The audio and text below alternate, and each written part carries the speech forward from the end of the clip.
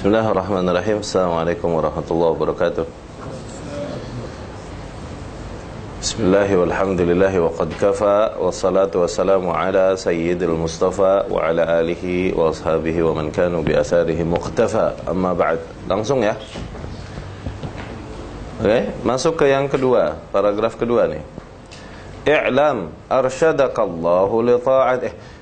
I'lam arsyadakallahu li ta'atih.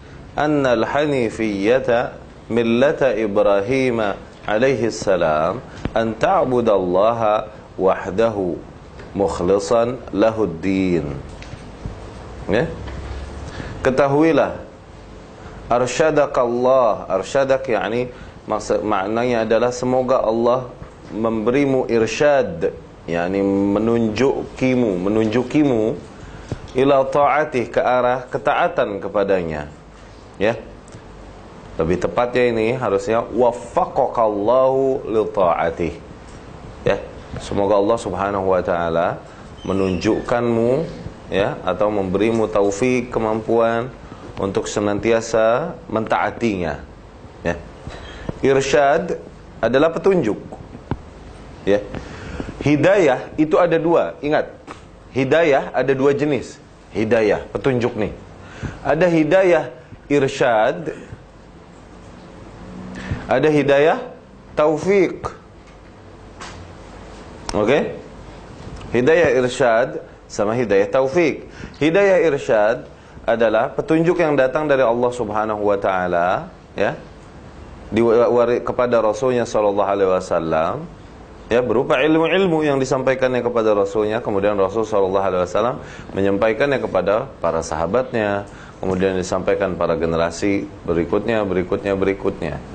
Itu irsyad, di mana ilmu tersebut menunjukkan yang mana yang benar, yang mana yang salah. Hanya memberi petunjuk, itu hidayah. Ya. Nah, ini semua orang bisa. Rasul sallallahu alaihi wasallam bisa memberi hidayah irsyad. Kita bisa memberi hidayah irsyad dalam artian memberitahukan orang ini arah yang benar. Yang benar itu arah yang ini. Okay? Yang itu salah, yang ini jalan ketaatan, itu jalan maksiat, ya. Ini tauhid, ini syirik, ini sunnah, ini bid'ah, gitu. Tayyib? Itu hidayah irsyad. Ini Rasul sallallahu alaihi wasallam bisa. Allah Subhanahu wa taala berfirman, innaka latahdi ila siratim mustaqim. Sesungguhnya engkau ya Muhammad sungguh memberikan hidayah kepada jalan yang lurus. Yani ilmu-ilmu yang disampaikan oleh Muhammad sallallahu alaihi wasallam, ya, itulah jalan yang lurus, ya, ilmu yang benar, jalan yang tepat menuju Allah Subhanahu wa taala. Tuh, sesungguhnya engkau ya Muhammad membawakan hidayah kepada jalan yang lurus. Dari situ dapat difahami bahwa Nabi Muhammad sallallahu alaihi wasallam dapat memberikan hidayah irsyad, tapi ya, begitupun kita dapat memberikan hidayah irsyad. Hidayah yang kedua, hidayah taufik. Ya, taufik itu tadi artinya, ya, kuasa atau kemampuan seseorang untuk mengikuti hidayah tersebut. Banyak orang udah tahu ini yang benar, ini yang salah. Namun kenapa dia tidak mau mengikuti yang benar ini dan tetap berada di dalam yang salah? Kenapa? Allah tidak memberinya taufik untuk mengikuti yang benar ini. Gitu. Dia udah dapat hidayah irsyad bahwasanya ini hak, ini batil. Tayyib. Tapi tetap dia berada dalam kebatilan. Kenapa? Menempuh yang hak ini begitu sulit dan banyak konsekuensinya, konsekuensi berat. Allah tak beri dia hidayah taufik sehingga dia tak mau mengikutinya. Ini hidayah taufik hanya pada tangan Allah Subhanahu wa taala. Tidak bisa manusia manapun atau malaikat memberikan hidayah ini, hidayah taufik. Ini hanya Allah yang punya. Contoh, ketika Rasul sallallahu alaihi wasallam, amminya, pamannya meninggal dunia, yaitu Abu Talib, Rasul sallallahu alaihi wasallam berjuang membujuk amminya untuk mengucapkan kalimat la ilaha illallah ya ammi kul kalimatan uhajju bika inda Allah. Yani katakanlah satu kalimat ini aja. Dengan ini aku bisa membelamu di sisi Allah Subhanahu wa ta'ala. Katakan la ilaha illallah. Karena pengorbanan Abu Talib yang begitu banyak untuk Rasul sallallahu alaihi wasallam dan kaum muslimin. Wahai Amin, tolong katakan. Namun Abu Lahab dan Abu Jahal berkata, apakah kau sudah tidak ridha lagi? Apakah kau sudah membenci agama moyang-moyangmu? Gitu. Sehingga akhirnya Abu Talib meninggal dalam keadaan musyrik dan tidak mau mengucapkan kalimat tauhid dan tetap bertahan pada agama nenek moyangnya. Demikian. Oke? Akhirnya Rasul sallallahu alaihi wasallam begitu bersedih dan dia berkata, ini ada di riwayatnya Imam Muslim dan lain-lain. Rasul berkata, "Wallahi la astaghfiranna lak ma lam unha anhu." Demi Allah, aku akan terus beristighfar, memintakan ampunan untukmu sebelum aku dilarang Allah. Akhirnya Rasul sallallahu alaihi wasallam terus minta ampun kepada Allah untuk Abu Talib, sehingga turunlah ayat yang menegur Rasul sallallahu alaihi wasallam dan jadi pelajaran untuk seluruh kaum muslimin. Maka nalin nabiyyi walladzina amanu an yastaghfiru lil musyrikin, ay yastaghfiru lil musyrikina walau kanu ulil qurba min ba'di ma tabayyana lahum annahum min ashabil jahim. Tidak pantas, tidak boleh bagi seorang nabi atau orang-orang yang beriman untuk memintakan ampunan kepada Allah bagi orang-orang yang musyrik. Bagi orang-orang yang musyrik. Jangan mintakan ampunan kepada orang yang musyrik. Walau kanu ulil qurba, kalaupun sedekat-dekatnya keluarga kita, anak kita, ayah kita, paman kita, ibu kita, kalau dia musyrik jangan mintakan ampunan. Musyrik dalam artian tidak mau memeluk Islam sebagai agama, awas.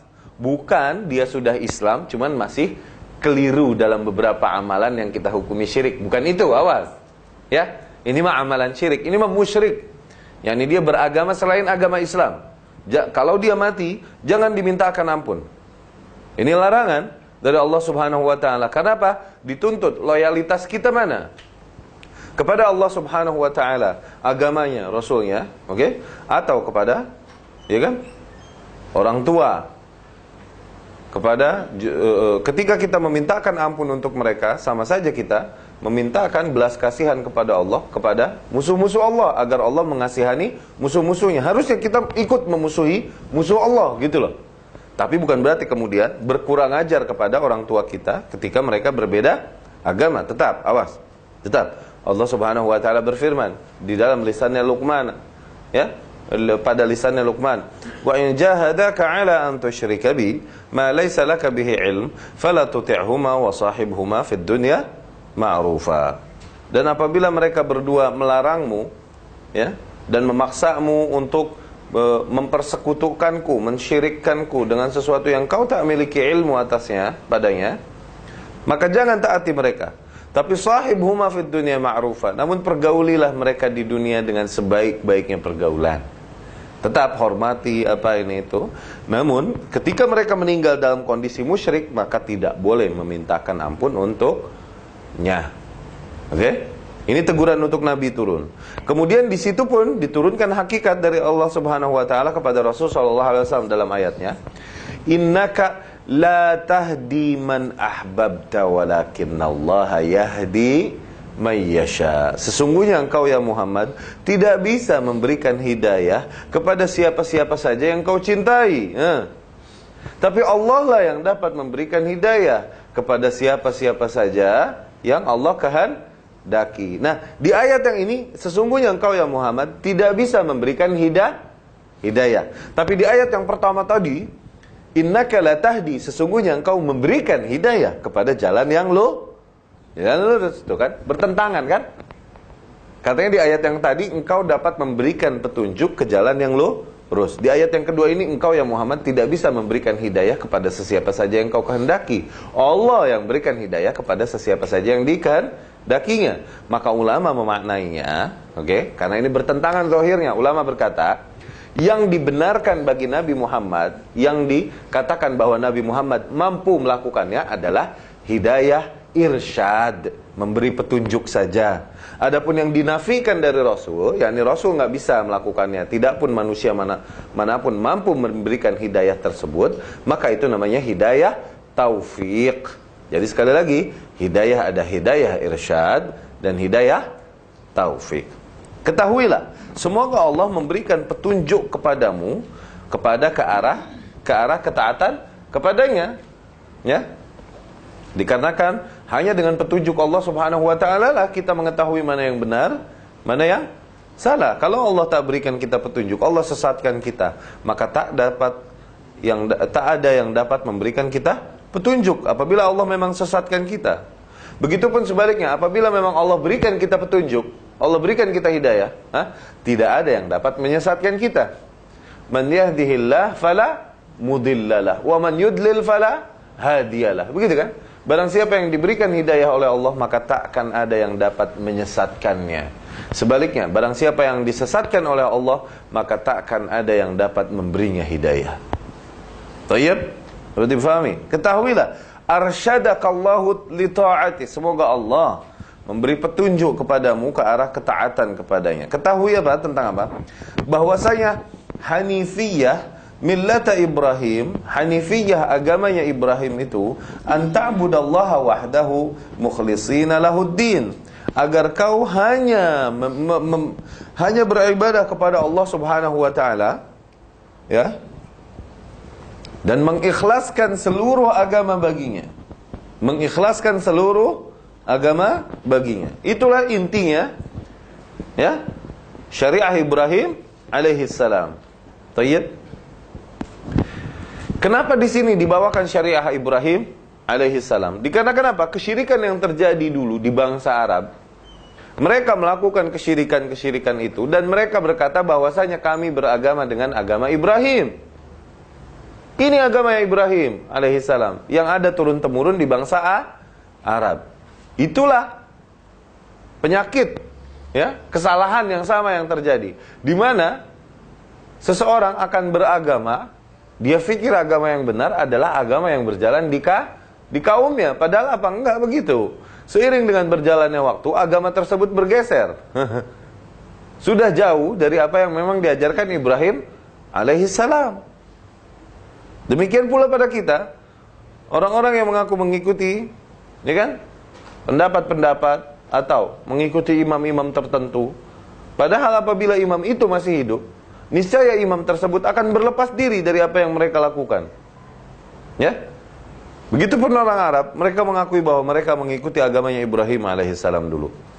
Ya. Padahal agamanya Ibrahim tidak sebagaimana yang mereka lakukan. Mereka melakukan kesyirikan-kesyirikan. Adapun agamanya Ibrahim intinya adalah agar kau menjadikan Allah sebagai satu-satunya sesembahan dan menyerahkan seluruh agama baginya, yakni tidak membaginya dengan yang lain, hanya seluruhnya bagi Allah Subhanahu wa ta'ala. Al-Hanif maknanya al-ma'il 'anis syirk, yang tercondongkan dari syirik. Tercondongkan dari maknanya terjauhkan. Oke?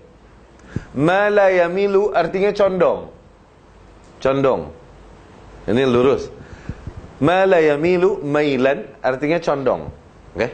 Kalau ma la ila condong kepada, berarti mendekat. Oke?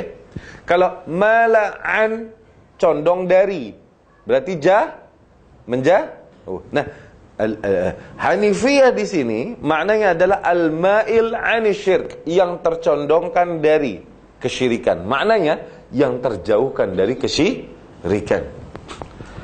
Itu intinya agama Ibrahim alaihissalam, dan begitu pun seluruh agama yang dibawakan oleh para rasul dan nabi. Intinya demikian. Ya. Agar kau berikan kepada Allah Subhanahu wa taala, agar kau jadikan Allah Subhanahu, agar kau sembah, ibadahi Allah Subhanahu wa taala satu-satunya. Ibadah dengan segala maknanya, ya. Yani kau persembahkan seluruh hidup matimu, seluruh apa yang kau lakukan hanya untuk Allah Subhanahu wa taala. Mukhlis seluruhnya, tidak membaginya. Yani tidak kau tempatkan keramat-keramat lain, tidak, hanya Allah Subhanahu wa taala. Ini dikatakan demikian dikarenakan apa? Karena kaum musyrikin terdahulu tidaklah mereka mengingkari Allah Subhanahu wa taala secara rububiyah. Awas. Kaum musyrikin yang ada di bangsa Arab terdahulu, yang akhirnya dihukumi musyrik dan diabadikan di neraka, mereka orang yang meyakini bahwa Allah Subhanahu wa taala yang menciptakan. Awas. Jadi musyrik itu bukan karena mereka tidak menyembah Allah, tidak percaya sama Allah, dan menyembahnya berhala, percayanya sama berhala. Bukan begitu. Musyrik itu bukan begitu. Musyrik yang dikutuk-kutuk di dalam Al-Quran tentang kaum musyrikin terdahulu, adalah kaum musyrik, maksudnya mereka menyembah Allah, percaya bahwasanya Allah yang maha menciptakan, menghidupkan, mematikan, menurunkan hujan, membagi rizki dan lain-lain. Mereka percaya itu semua Allah yang melakukan itu. Itu namanya tauhid rububiyah. Nah, kaum musyrikin punya tauhid rububiyah. Namun ketika diseru untuk menjadikan Allah sebagai satu-satunya hal yang kita agungkan, yang kita sembah, mereka nggak mau. Mereka mau menyembah hal lain selain Allah. Tuh. Berarti nggak menyerahkan seluruh agama bagi Allah. Mereka membaginya kepada yang lain. Yang mereka tahu yaitu apa? Lata, Uzza, Hubal, dan lain-lain. Nama-nama berhala itu adalah nama-nama orang-orang soleh dulunya. Ya? Yang meninggal dikenang, dibuatkan monumen atau dikenang kuburannya. Semakin zaman kesini, semakin diagungkan, akhirnya kuburannya atau monumennya itu disembah. Begitu. Sebagaimana yang dilakukan kebanyakan kaum muslimin sekarang, di mana mereka mengagungkan kuburan-kuburan orang-orang tertentu. Ya, mereka mengira dengan itu mereka mendekatkan diri kepada Allah Subhanahu wa taala. Mereka kira hal demikian adalah bentuk ibadah. Kaum musyrikin dulu pun begitu. Mereka berkata, Allah ceritakan perkataan mereka di dalam Al-Quran, ma na'buduhum illa liyuqarribuna ilallahi zulfa. Tidaklah kami ibadahi mereka, yakni kami agungkan. Ibadah itu gitu. Tidaklah kami agungkan patung-patung, kuburan-kuburan itu, kecuali dengan tujuan untuk semakin mendekatkan diri kami kepada Allah. Tuh. Jadi kesyirikan yang mereka lakukan, mereka kira ini ibadah, ini mendekatkan diri kepada Allah.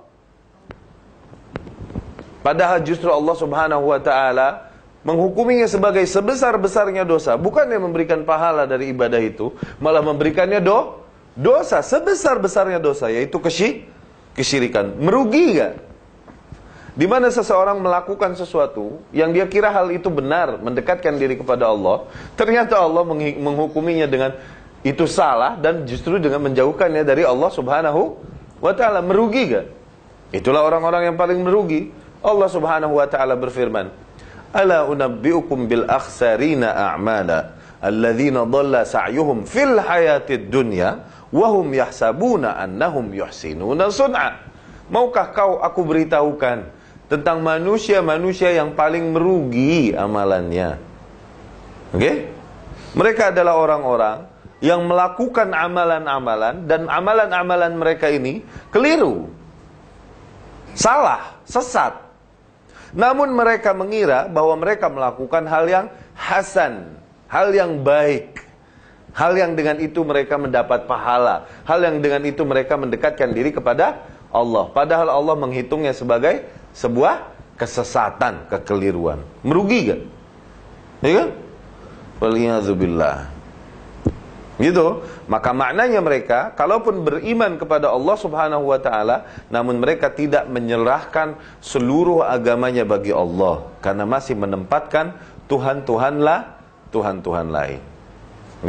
Jadi sekali lagi awas, kaum musyrikin dulu tuh bukanlah kaum yang tidak menyembah Allah, tidak beriman kepada Allah. Tidak. Mereka kaum yang beriman kepada Allah. Mereka kaum yang menyembah Allah Subhanahu wa taala, namun tetap dihukumi syirik. Awas. Jadi semakin paham kita, oh syirik itu bukan hanya sebatas kau beragama selain agama Islam, seperti kau agama Hindu, Buddha misalnya. Bukan hanya sebatas itu, kesyirikan pun terjadi kepada orang-orang yang mengaku dia beribadah kepada Allah, yang mengaku dia beriman kepada Allah. Awas, hati-hati. Ya, dapat difahami ini? Semakin paham kita insyaAllah ya. Kemudian kama qala ta'ala, sebagaimana Allah Subhanahu wa taala berfirman, "Wa ma khalaqtul jinna wal insa illa liya'budun." Tidaklah aku ciptakan jin dan manusia kecuali dengan tujuan untuk beribadah kepadaku. Itulah tujuan penciptaan kita, makhluk jin dan manusia, ya. Jin, makhluk yang tercipta dari api yang murni. Wa khuliqal, Allah Subhanahu wa taala berfirman, "Wa khuliqal jannu mim marijim min nar." Dan jin tercipta dari api yang murni. Api yang murni adalah ujungnya api. Al-mukhtalit bisawadid dukhan, yang tercampur dengan hitamnya asap. Dengan asap yang warna hitam, itu api yang murni. Oke? Nah, jin diciptakan dari ini. Jin, kalau di bahasa Arab, ja sama nun kalau ketemu, maka dia memberi makna tertutup.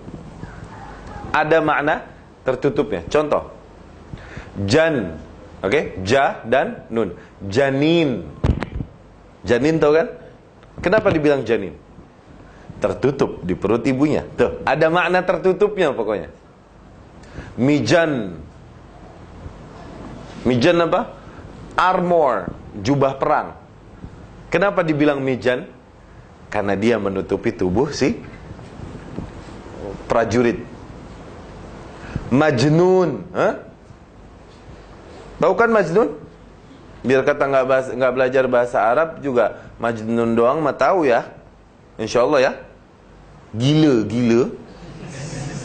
Majnun. Kenapa dibilang Majnun? Li'annahu masturul akal, karena akalnya ketutup. Yang mendominasinya imajinasi, khayal. Faham? Nah, jin, makhluk jin. Kenapa dibilang jin? Mastur an absarina, dia tertutup dari pandangan kita. Itu jin. Okay? Ini makhluk yang ceritanya panjang. Dia mendapatkan taklif sebagaimana manusia. Dia diciptakan sebagaimana kita dalam rangka beribadah kepada Allah Subhanahu wa ta'ala. Ibadah dengan maknanya yang luas.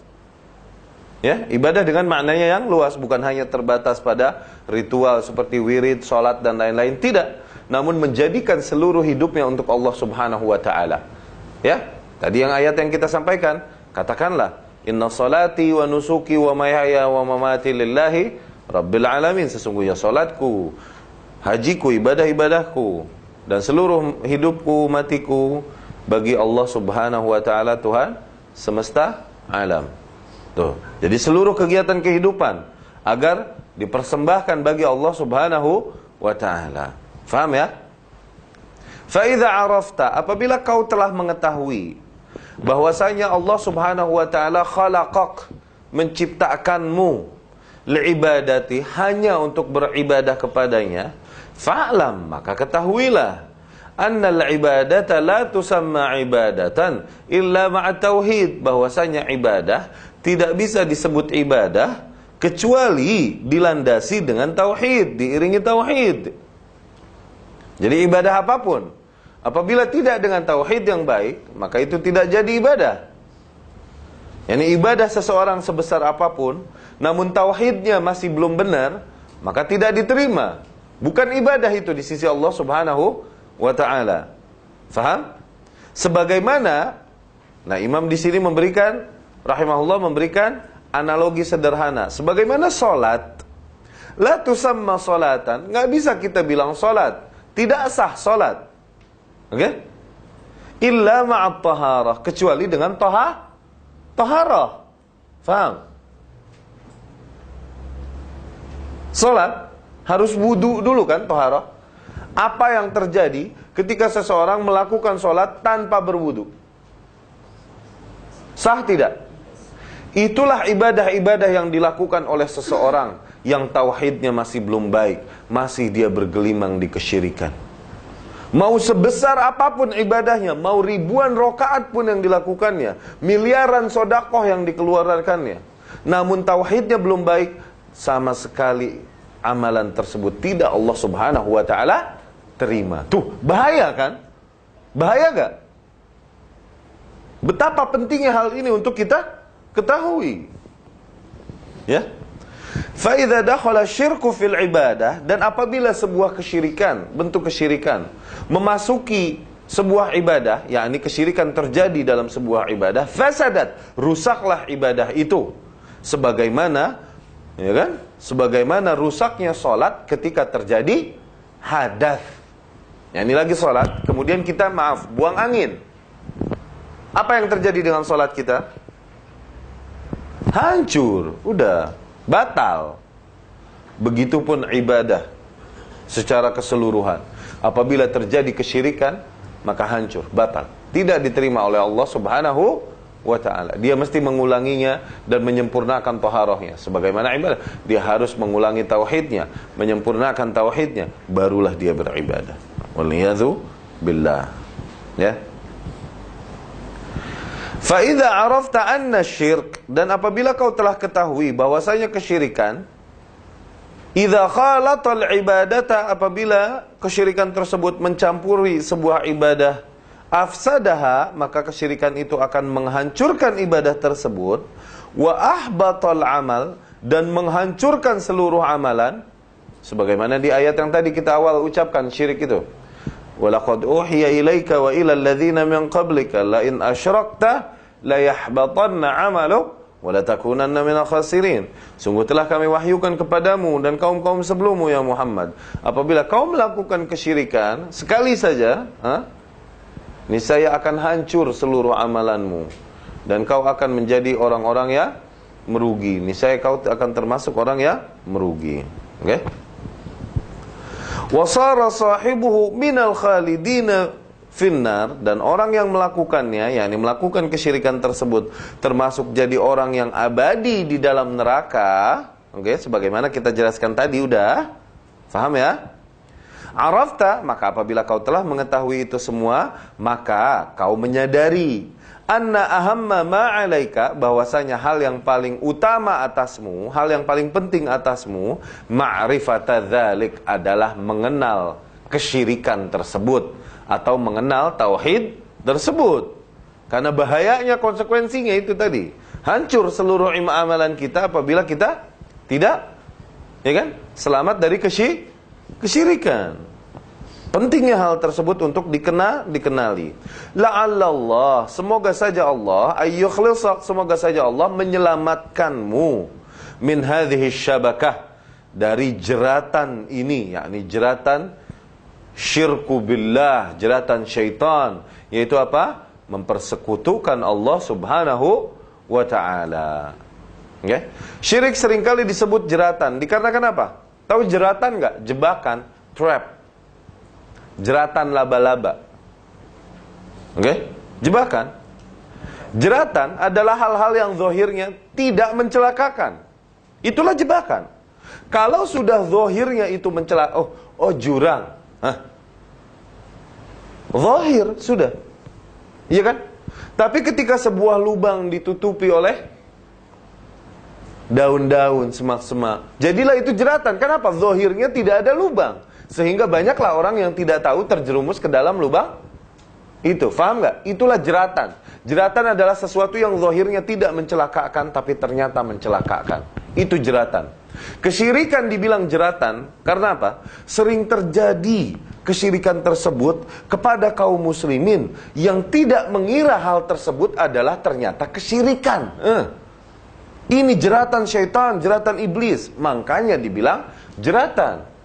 Apabila hanya misalnya kafir, beragama dengan agama lain, hal-hal demikian, ini jelas, ya, sebagaimana lubang yang tanpa ditutupi, jelas.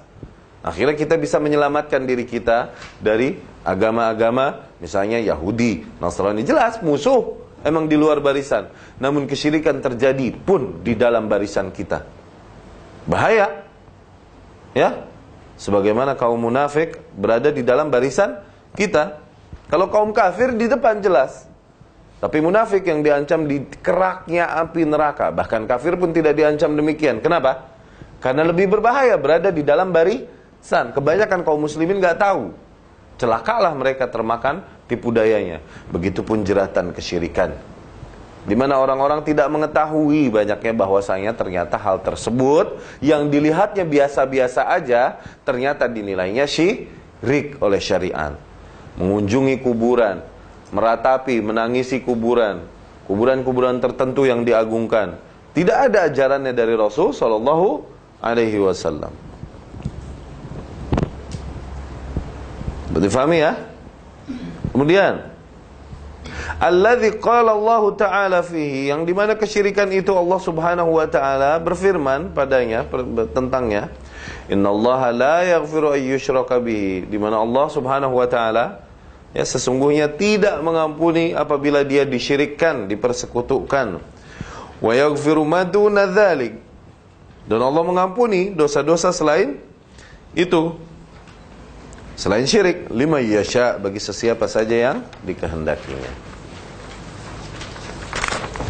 Wadzalik, dan hal tersebut, yakni mengenal kesyirikan tersebut, ya, bima'rifati arba'i qawaid.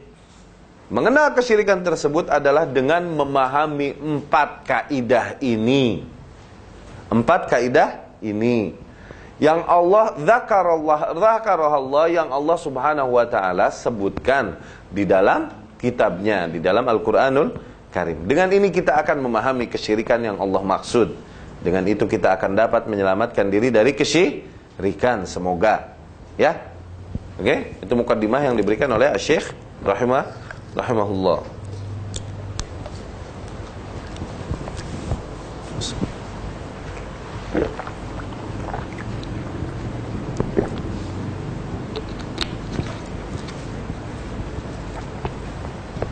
Lihat yang pertama, al-ula, anta'lam, agar kalian ketahui dulu. Ketahuilah, ya, annal kuffar, bahwasanya kaum kafir, alladzina qatalahum Rasulullah, yang diperangi oleh Rasul sallallahu alaihi wasallam pada waktu itu,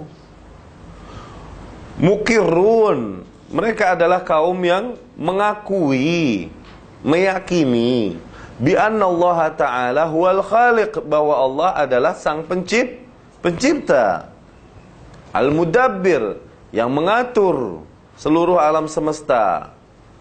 Wa anna dzalika, dan bahwasanya hal tersebut, yakni kepercayaan mereka bahwa Allah sang pencipta, Allah yang mengatur alam semesta, lam yudkhilhum fil Islam, keyakinan mereka demikian tidak membuat mereka masuk ke dalam Islam. Dalam artian, kalaupun mereka meyakini bahwa Allah sang pencipta, Allah sang pengatur, namun tetap tidak bisa mereka dihukum sebagai seorang Islam, tetap dihukumi musyrik. Tuh, bahaya gak?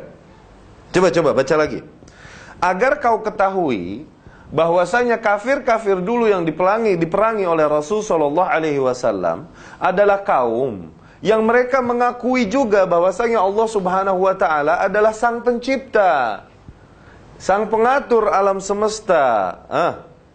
Namun keyakinan mereka itu, kalaupun mereka meyakini bahwa Allah sang pencipta, ya, sang pengatur alam semesta, tidaklah membuat mereka termasuk atau dihitung sebagai orang-orang yang berislam. Tetap mereka dihitung syirik. Dari yang pertama ini dapat kita fahami apa? Bahwasanya orang, kalaupun dia telah bersyahadat, bersaksi, oke? Kalaupun dia beribadah kepada Allah, kalaupun dia meyakini bahwa Allah lah yang melakukan ini, itu, Allah yang memberi rizki, Allah yang menghidupkan, mematikan, menyembuhkan, dan lain-lain, namun belum tentu orang demikian telah selamat dari kesyirikan. Ingat, jadi kesyirikan bisa terjadi kepada orang-orang, kesyirikan jelas terjadi kepada orang-orang yang tak beriman kepada Allah, jelas. Tapi dari yang sini kita dapat fahami bahwa kesyirikan pun terjadi kepada orang-orang yang meyakini dan menerima Allah Subhanahu wa taala sebagai sang pencipta, sang pengatur alam semesta. Ayo. Iya, awas. Jadi musyrik itu bukan hanya Hindu, Buddha, awas. Muslim pun ada musyrik, berarti Muslim terkena kesyirikan. Kalaupun tidak langsung kita hukumi musyrik. Awas. Fahami itu? Ya? Contoh, Allah Subhanahu wa taala berfirman dalam hal ini. Wad dalilu qauluhu ta'ala, dan dalilnya adalah firman Allah Subhanahu wa taala.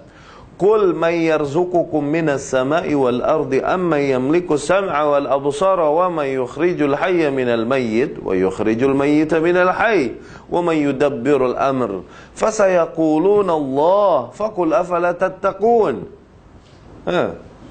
Katakanlah ya Muhammad kepada mereka, ya, yakni kepada kaum musyrikin itu yang menentang dakwahmu, kaum musyrikin Quraisy yang tak mau beriman kepadamu, menentang dakwahmu. Katakan, coba tanyakan kepada mereka, Siapa yang memberikan rizki kepada kalian dari langit dan dari bumi? Siapa yang memiliki pendengaran dan penglihatan?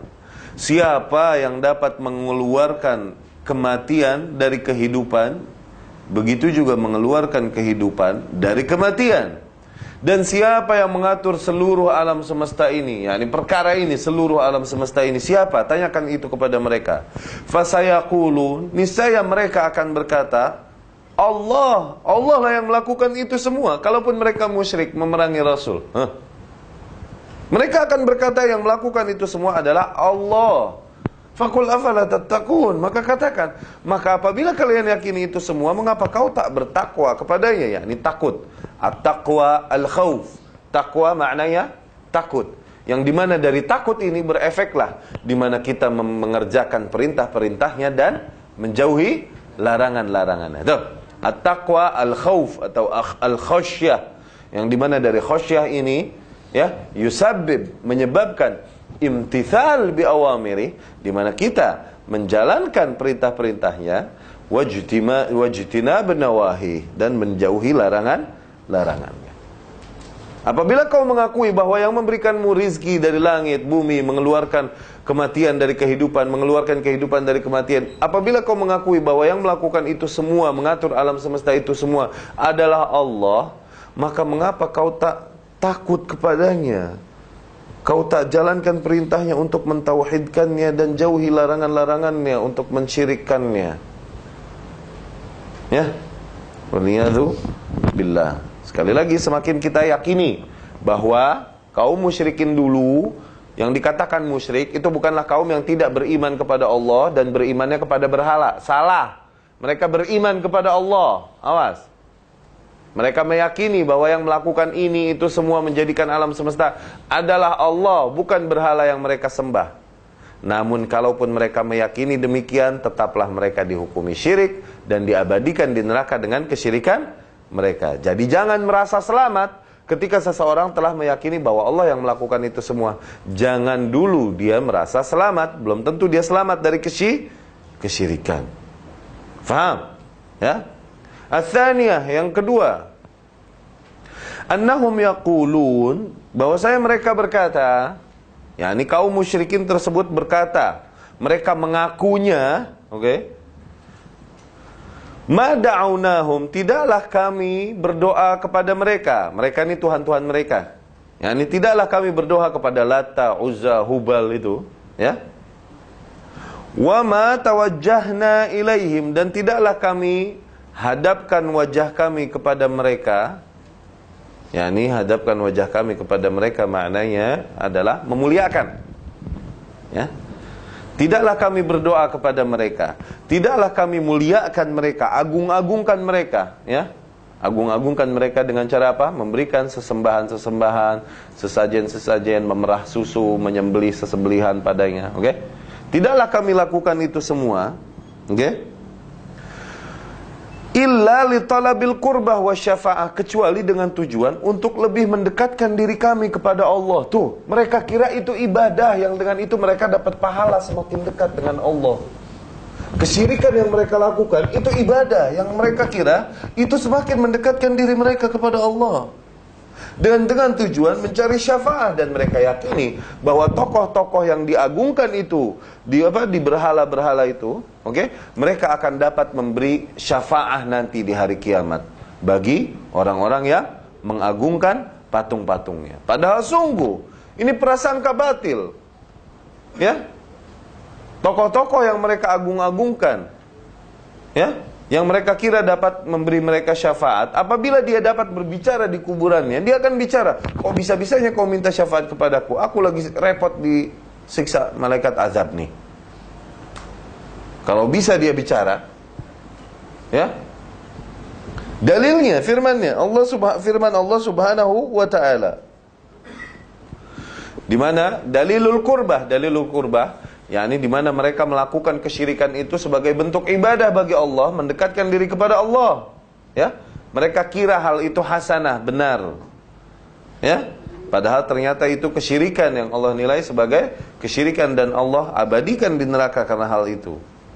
Mereka berkata, Allah Subhanahu wa taala berfirman, Walladzina ittakhadhu min dunihi awliya'a ma na'buduhum illa liyuqarribuna ila Allahi zulfa. Dan orang-orang yang menjadikan selain Allah Subhanahu wa taala sebagai pelindung, ya. Yani hal-hal yang diagungkan, di mana mereka mengagung-agungkan Lata, Uzza, Hubal. Karena apa? Mereka meyakini bahwa hal-hal tersebut dapat melindunginya. Faham nggak? Jadi misalnya kalau mau dagangnya sukses, tuh, ya, sembah patung yang ono. Atau selamat dalam perjalanan, tawaf dulu di patungnya yang itu. Tuh, gitu. Jadi para pelindung, ini nggak? Sembah dia supaya apa? Tidak terkena kemarau kita. Gitu, agungkan dia. Agungkannya dengan cara apa? Berikan sesajen-sesajen supaya apa? Tidak terkena kemarau. Begitu, sebagaimana yang dilakukan kaum-kaum pesisir laut. Mereka memberikan sesajen untuk Nyi Roro Kidul supaya apa? Tidak ada tumbal lagi yang dimakan. Apa bedanya? Kesyirikan yang sama. Kesyirikan yang sama yang dilakukan. Ya? Begitupun kalau mau sukses dagang, dia pergi ke kuburan Habib ini, Habib itu, pergi ke kuburan wali ini, wali itu, atau pergi ke orang-orang tertentu minta air supaya dibacakan airnya nanti. Astagfirullahaladzim. Hal yang sama. Oke? Apabila kita pelajari kesalahan yang terjadi dulu terjadi sekarang, dulu pernah terjadi. Allah Subhanahu wa taala memutar hari-hari itu bagi manusia. Kau mau tahu cara selamat yang sekarang? Lihat dulu bagaimana kejadiannya. Allah Subhanahu wa taala berfirman, "Wa tilkal ayyamu nudawiluha bainan nas." Dan hari-hari itu kami putar bagi manusia.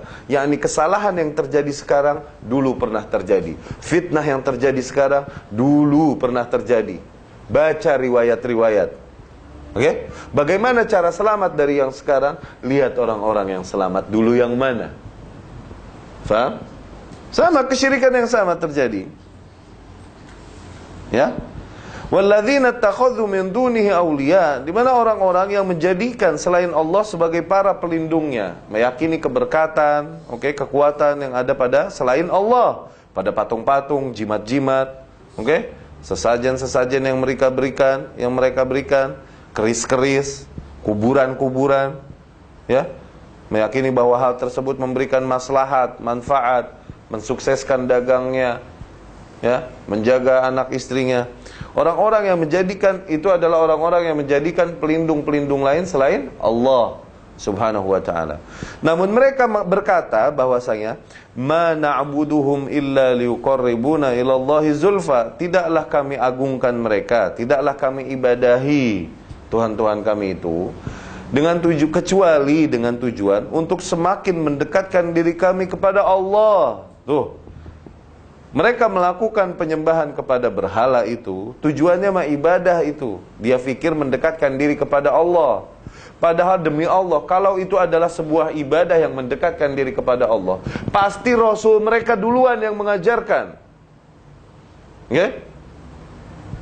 Mereka mengagungkan kuburan, melakukan rihlah, perjalanan, perjuangan menuju kuburan-kuburan tertentu. Mereka kira dengan ini, mereka dapat pahala besar dan lebih dekat kepada Allah dengan itu.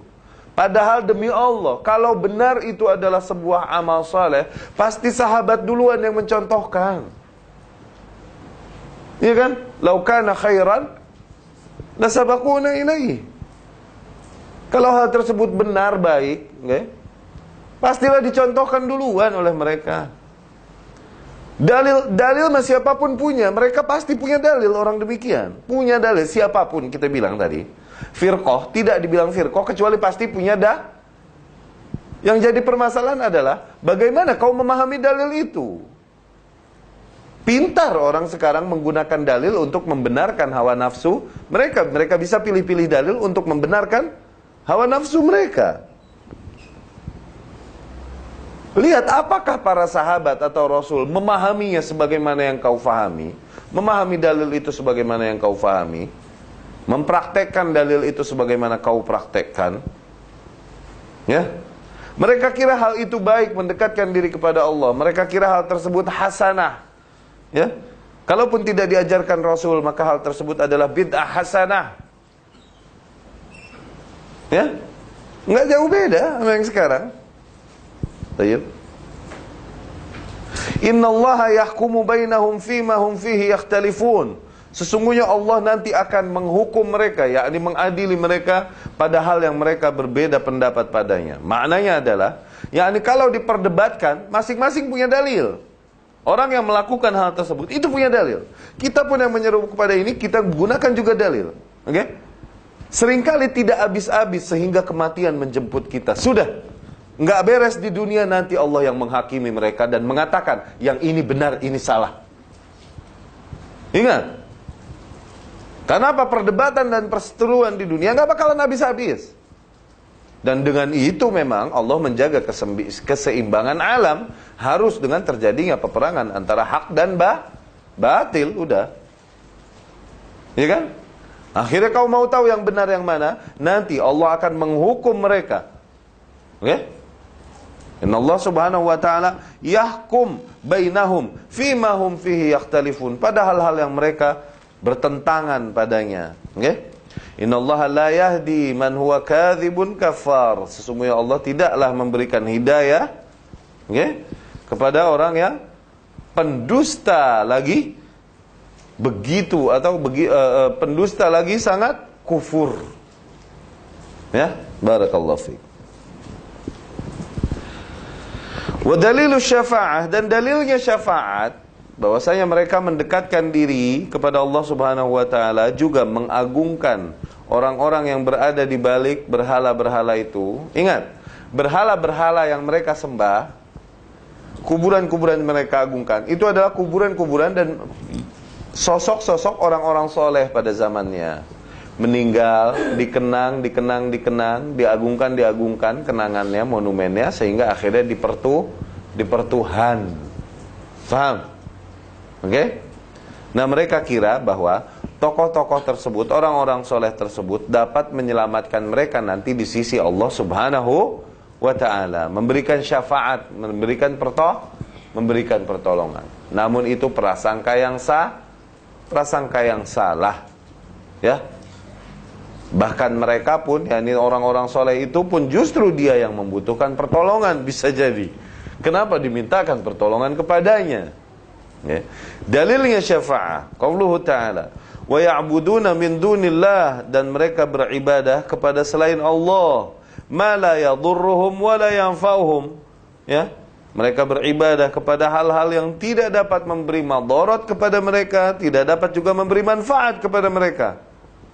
Yani nggak bisa bantu mereka apapun, mencelakakan mereka pun nggak bisa.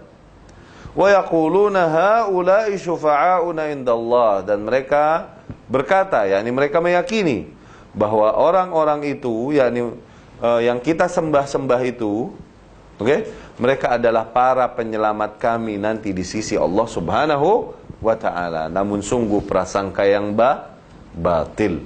Ya.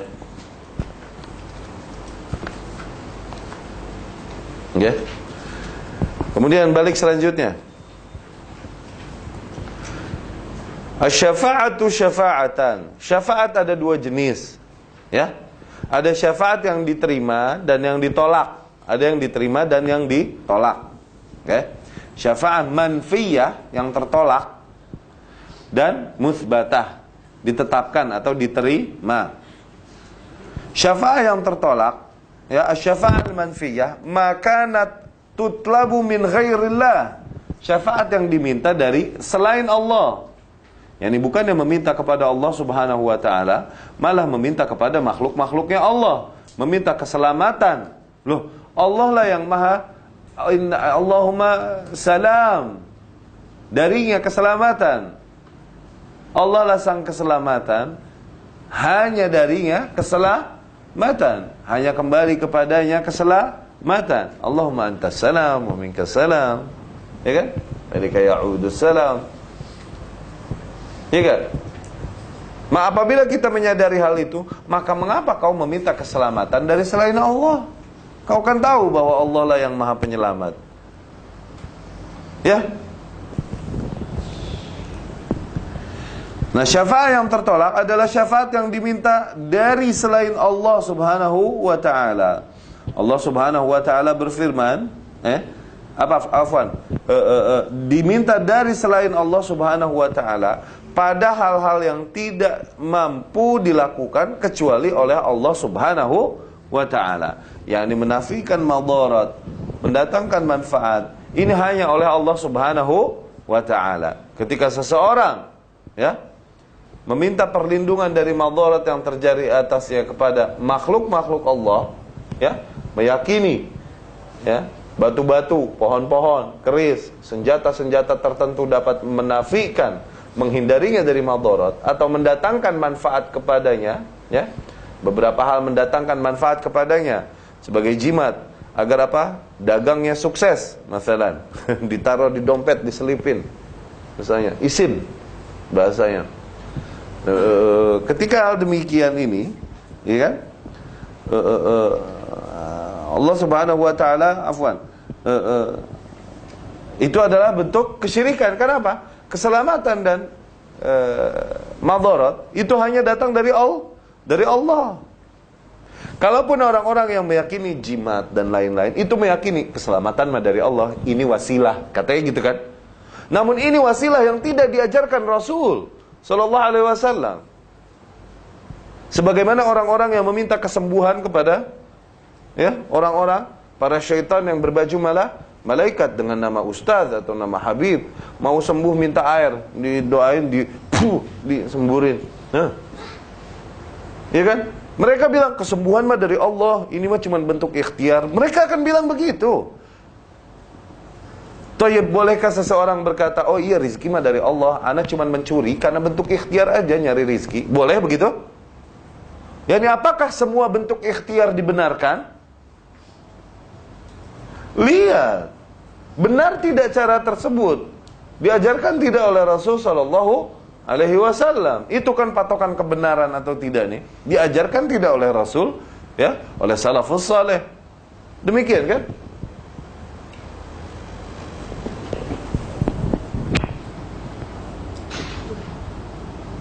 Ya ayyuhalladzina amanu, dalilnya ini.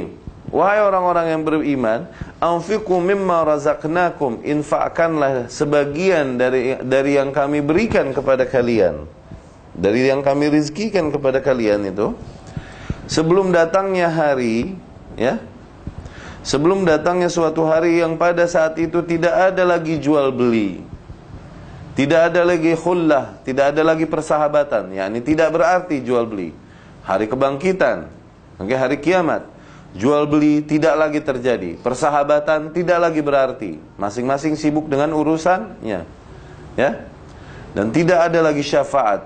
Sedangkan orang-orang kafir, syafaat tidak ada lagi penolong, ya, dan sedangkan orang-orang kafir, mereka itulah orang-orang yang zalim.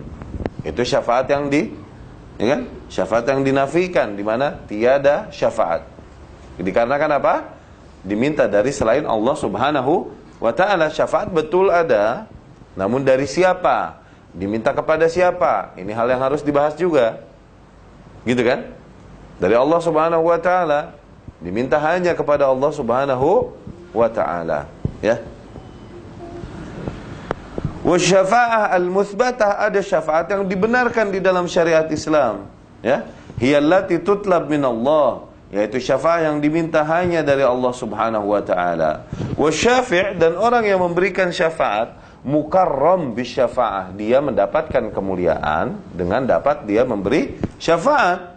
Wal masyfu' lahu, dan orang yang diberi syafaat itu, yang mendapatkan syafaat nanti, mereka adalah orang-orang yang radhiyallahu, yang Allah ridho kepada perkataan-perkataannya dan amalan-amalannya. Yang dicari keridhaan Allah dalam perkataanmu dan amalanmu, beriman dan bertakwa pada amalmu dan pada lidahmu. Dengan itu kita akan mendapatkan syafaat dari Allah Subhanahu wa ta'ala. Ba'dal idzn, tapi setelah Allah izinkan orang tersebut dapat memberi syafaat. Sebagaimana Allah berfirman, man dzalladzi yashfa'u indahu illa biiznih, siapa yang dapat memberi syafaat di sisi Allah kecuali dengan izin Allah. Maknanya adalah ada memang yang dapat memberi syafaat. Allah memuliakan beberapa hambanya dengan dapat dia mampu memberi syafaat, seperti Rasul Sallallahu alaihi wasallam. Namun Allah mengizinkan dulu bagi Rasul untuk memberikan syafaat. Tidaklah Rasul sekonyong-konyong mau menyelamatkan umatnya, nggak bisa. Kalau Allah tidak izinkan, tidak diberi. Tetap harus melalui Allah Subhanahu wa ta'ala. Syafaat ini pertolongan. Okay? Contoh di hadithul haud, hadis tentang telaga Rasul sallallahu alaihi wasallam. Rasul sallallahu alaihi wasallam bercerita, aku akan mengenal umatku nanti di mana anggota tubuh mereka bercahaya, bekas wudu. Aku menunggu umatku nanti di telaga, di Al-Kautsar. Ini telaganya Rasul sallallahu alaihi wasallam. Aku menunggu mereka, menyambut mereka, mempersilahkan mereka minum di telagaku. Begitu kata Rasul sallallahu alaihi wasallam. Kemudian datanglah umatku. Bagaimana aku dapat mengenalnya? Karena apa? Anggota wudunya bercahaya. Oh, ini umatku. Berbeda dengan umat yang lain. Akhirnya aku persilahkan datanglah mereka minum.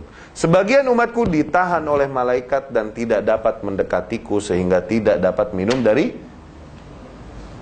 haud, dari telaga Rasul. Padahal ini umatku, yakni tampangnya, zahirnya, okay? Ini salah seorang dari umatku, bukan salah seorang, banyak orang yang ditahan. Ini adalah golongan dari umatku. Tanda-tanda bercahaya pada anggota wudunya. Barulah Rasul berkata kepada Allah, Allahumma innahum min ummati, ya Allah mereka termasuk umatku, kenapa ditahan? Maksudnya begitu. Kemudian Allah Subhanahu wa taala menjawab, innaka la tadri ma ahdatsu ba'dak. Sesungguhnya kau tak tahu apa yang mereka buat-buat, apa yang muhdats yang mereka buat sepeninggalmu. Kalaupun umatnya Rasul, kalaupun wudu salat, ditahan dan tidak bisa mendekati Rasul sallallahu alaihi wasallam. Rasul pun mencoba memberikan syafaat pertolongan kepada mereka, ditolak oleh Allah Subhanahu wa taala. Jadi tetap keputusan syafaat ada pada Allah Subhanahu wa taala. Kalaupun Rasul dapat memberikan syafaat, bukan artian dapat memberikan syafaat secara mutlak. Tidak, harus diizinkan dulu oleh Allah. Diizinkan enggak oleh Allah? Kalau diizinkan baru dapat. Demikian ya, dapat difahami. Jadi ini syafaat yang diterapkan. Betul memang syafaat ada. Intinya syafaat semua dari Allah Subhanahu wa ta'ala. Ya memang ada beberapa hamba yang diberikan syafaat oleh Allah Subhanahu wa ta'ala, dalam artian diberikan kuasa untuk memilih orang untuk diberikan syafaat. Itulah Muhammad sallallahu alaihi wasallam. Bukan orang-orang yang kau agung-agungkan di balik berhala-berhala itu, ya, atau di balik jubah-jubah itu, di balik kuburan-kuburan itu. Mereka tak akan bisa memberi syafaat. Rasul bisa. Itu pun Rasul tidak mutlak. Harus dengan seizin Allah Subhanahu wa ta'ala. Nah, orang-orang yang Allah izinkan untuk diberi syafaat, ya kan? Orang-orang yang diberikan syafaat, ini kabar baiknya. Ya. Bagaimana untuk mendapatkan syafaat Allah nih? Orang-orang yang Allah beri syafaat adalah orang-orang yang ridhoi Allah, orang-orang yang Allah ridhoi amalan-amalan mereka dan perkataan-perkataan mereka. Jadi carilah perkataan dan perbuatan yang diridhoi Allah. Semoga dengan itu kita dapat diberi syafaat oleh Allah, bukan justru melakukan kesyirikan, gitu loh. Malah semakin jauhlah kita dari pertolongan Allah Subhanahu wa ta'ala. Barakallahu fikum. Ya, itu kaidah yang kedua. Oke? Kaidah yang kedua. Paham ya? Jadi tadi kaidahnya bunyinya apa? Kaidahnya tadi bunyinya apa nih yang kedua? Yang pertama tadi, yang kedua apa? Ya? Mereka berkata, yakni mereka menyangkani bahwasanya tidaklah kami berdoa kepada Tuhan-Tuhan kami itu, Lata, Uzza, Hubal yang mereka keramatkan itu, tidaklah kami berdoa kepada mereka, menghadapkan wajah kami kepada mereka, yakni mengagungkan mereka, salat, ya, situ, mengagungkan mereka, memberikan sesajen, sesembahan di situ, kecuali dengan tujuan untuk semakin mendekatkan diri kami kepada Allah dan meminta syafaat kepada Allah Subhanahu wa ta'ala. Tuh, jadi bentuk-bentuk kesyirikan yang mereka lakukan, mereka kiramah dengan itu, mereka semakin dekat dengan Allah. Itu mereka kiramah itu bentuk ibadah, padahal mah itu justru bentuk kesyirikan. Dan sekali lagi, kalau memang benar itu ibadah, pastilah telah dicontohkan duluan oleh Rasul yang diutus kepada mereka. Namun karena itu ibadah-ibadah yang mereka buat-buat, akhirnya terjerumuslah mereka ke dalam kesyirikan. Ya, gitu.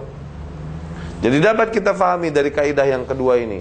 Dari kaidah yang pertama tadi, bahwa kita fahami apa? Agar kau ketahui bahwasanya kafir yang diperangi oleh Rasul SAW, mereka adalah kaum yang juga mengakui bahwa yang mengakui bahwasanya Allah lah yang sang pencipta, ya, pengatur semesta alam. Namun hal tersebut tidak membuat mereka terhitung sebagai Islam. Tetap musyrik, diabadikan di neraka. Dari kaidah yang pertama kita fahami bahwa hati-hati, seseorang kalaupun sudah Islam, dia mengakui Allah sang pencipta, Allah pengatur semesta alam, masih bisa jadi dia terkena hukum kesyirikan dan diabadikan di dalam neraka. Itu yang difahami, satu. Yang kedua, di kaidah yang kedua ini, ya, innahum yaqulun, sesungguhnya mereka, yakni kaum musyrikin itu berkata, ya, ma da'awnahum wa tawajjahna ilaihim, tidaklah kami berdoa kepada mereka, yakni kepada sesembahan-sesembahan kami itu, ya, dan tidaklah kami menghadapkan wajah kami kepada mereka, memuliakan mereka, kecuali dengan tujuan mendekatkan diri kepada Allah Subhanahu wa ta'ala dan mencari syafaatnya. Oke, maka dari sini kita fahami bahwa kaum musyrikin dulu yang diperangi oleh Rasul bukanlah kaum yang tidak beribadah kepada Allah. Mereka beribadah kepada Allah, tuh, mendekatkan diri kepada Allah, melakukan usaha-usaha, ritual-ritual. Dengan itu mereka kira mereka mendekatkan diri kepada Allah, mendapatkan syafaat di sisi Allah. Tuh, yang pertama kita kira mereka bukanlah orang yang beriman kepada Allah, mereka beriman kepada berhala. Keliru, mereka beriman kepada Allah. Mereka meyakini Allah sang pencipta dan lain-lain, namun tetap dihukumi syirik. Yang kedua, kita kira mereka tidak mau menyembah Allah, menyembahnya berhala. Salah, mereka menyembah Allah. Mereka mendekatkan diri kepada Allah, ya, namun tetap Allah hukumi syirik. Jadi kaum musyrikin bukan kaum yang tidak beriman. Kaum musyrikin bukanlah kaum yang tidak beribadah kepada Allah. Mereka beriman, mereka beribadah, namun imannya tidaklah sebagaimana iman yang diajarkan Rasul, gitu. Ibadahnya pun tidaklah sebagaimana ibadah yang diajarkan Rasul sallallahu alaihi wasallam. Jadi kalau mau selamat, ikuti Rasul dalam segala hal, dalam akidahnya, dalam imannya, dalam fikihnya, ibadahnya, dalam mendekatkan diri kepada Allah, maka niscaya kita akan selamat dari kecelakaan, insyaallah, ya. Kaidah yang ketiga, lihat, anna Nabiy sallallahu alaihi wasallam dhahara ala unasin mutafarriqin fi ibadatihim. Nabi sallallahu alaihi wasallam ini muncul di sebuah kaum, ya, yang beraneka ragam ibadah-ibadah mereka. Ya, ibadah mereka ini warna-warni, aneka ragam, beda-beda, ya. Minhum man 'abadal malaikah, di antara mereka, di antara kaum musyrikin ada yang menyembah para malaikat, menyembah malaikat, ya. Wa minhum may ya'budul anbiya was salihin, di antara mereka ada yang menyembah para nabi dan orang-orang saleh, tuh, orang saleh dan para nabi disembah. Wa minhum man ya'budul ashjar, di antara mereka ada yang menyembah pohon. Wal ahjar, dan batu-batu. Wa minhum may ya'budu syams, dan di antara mereka pun ada yang menyembah matahari. Wal qamar, dan juga bulan. Wa qatalahum Rasulullah sallallahu alaihi wasallam, namun Rasul memerangi mereka semuanya diperangi oleh Rasul sallallahu alaihi wasallam. Walam yufarriq bainahum, dan tidak Rasul bedakan antara satu dan yang lain. Ketika berbeda imannya dengan Rasul, ketika berbeda ibadahnya dengan Rasul sallallahu alaihi wasallam, tetap Rasul sallallahu alaihi wasallam perangi. Kalaupun mereka meyakini keberadaan Nabi, orang-orang saleh, namun menyikapinya salah, kalaupun mereka meyakini Allah sebagai sang pencipta dan lain-lain, namun tetap Rasul perangi mereka karena mereka meyakininya tidak sebagaimana keyakinan yang diajarkan oleh Rasul sallallahu alaihi wasallam. Begitu juga tidak mendekatkan diri kepada Allah sebagaimana Rasul sallallahu alaihi wasallam ajarkan. Tidak juga meminta pertolongan kepada Allah, syafaat sebagaimana yang Rasul sallallahu alaihi wasallam ajarkan. Jadi inti keselamatan ada pada apa yang diajarkan oleh Rasul sallallahu alaihi wasallam, ya.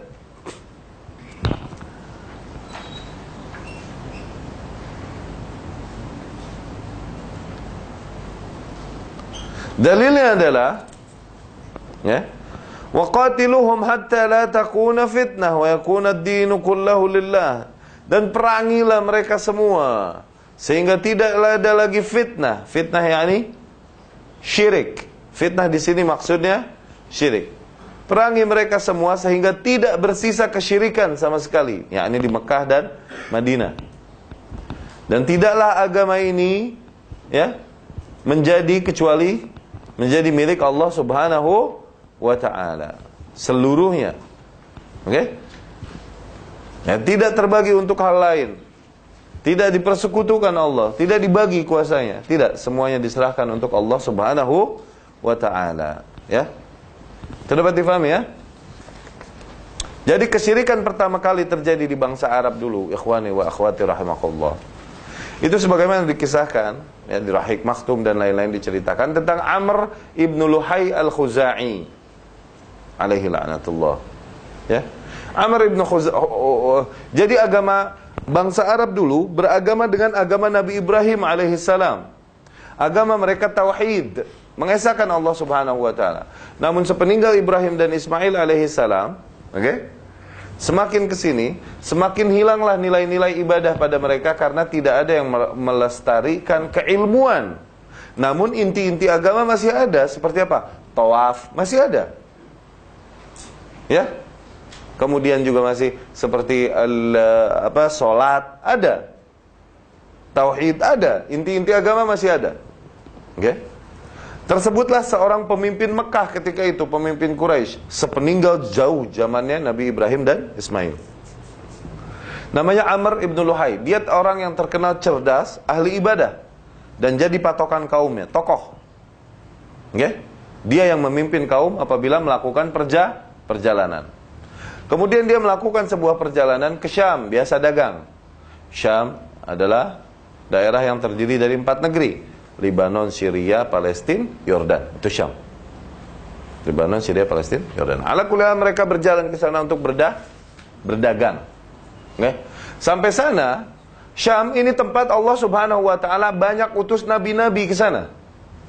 Nabi-nabi turunannya Ishak alaihi salam, kemudian Yakub alaihi salam, Bani Israel, itu turunnya di Syam semua banyaknya. Kepada turunan-turunan Yahudi ini, turunan-turunan Israel, turunan Yakub alaihi salam. Israel yakni Yakub alaihi salam. Bani Israel anak-anaknya Yakub alaihi salam. Begitu. Ya. Jadi kalau mau celak-celak, jangan kau celak Israelnya, awas. Israel ini nabiyun min anbiya'illah, nabi di antara nabi-nabi Allah. Yang celaka ini Zionis ini. Ya. Jangan kau celah Israelnya. Israel nabi, awas. Nabi Yakub alaihi salam itu nama Israel. Punya anak 12 lelaki.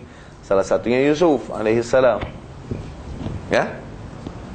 Nah, di sana itu tempat Allah Subhanahu wa taala turunkan banyak nabi-nabi, banyak rasul. Di situ tempat turunnya kitab-kitab yang datang dari Allah. Oke? Dari lihat hal tersebut, Syam adalah negeri yang baik. Ya. Sampai sana dia lihat kaum yang ada di Syam, mereka mendekatkan diri kepada Allah Subhanahu wa taala dengan cara apa? Membuat monumen-monumen, ya, atau kenangan-kenangan dari para nabi yang telah meninggalkan mereka. Mereka mengenang Nabi Isa atau nabi siapapun, oke, dibuat patung Nabi Isa. Orang soleh ada di antara mereka atau nabi ada di antara mereka telah meninggal. Mereka mengira dulu kita bisa mendekatkan diri kepada Allah melalui nabi-nabi dan rasul-rasul itu. Dan orang-orang soleh itu yang seringkali muncul pada tangan mereka karomah-karomah seperti mukjizat. Sekarang mereka tiada, bagaimana kita mendekatkan diri kepada Allah? Bingung. Bukannya melalui ilmu yang diajarkan, malah dimuliakanlah kuburannya. Atau misalnya ini orang soleh dulu punya gelas, dia mendekatkan diri kepada Allah melalui gelas ini. Begitu. Ya. Tempat duduk orang soleh itu disembah, dimuliakan. Tujuannya mendekatkan diri kepada Allah sebagai wasilah, perantara. Karena aku hina, aku tak mungkin bisa mendekatkan diri langsung. Aku mesti melalui perantara orang soleh. Demikian yang mereka kira. Nah, Amr ibn Luhai melihat orang Syam. Syam adalah negeri yang baik, tempat Allah banyak menurunkan nabi-nabinya, tempat Allah menurunkan kitab-kitabnya. Dia lihat penduduknya di sana, mereka mendekatkan diri kepada Allah dengan cara memuliakan patung-patung itu, memuliakan berhala-berhala itu, dan lain-lain. Wa ra'aha hasanah. Amr ibn Luhai melihat hal tersebut hasanah, baik, nice. Kenapa tidak ya mendekatkan diri kepada Allah melalui monumen-monumen tersebut?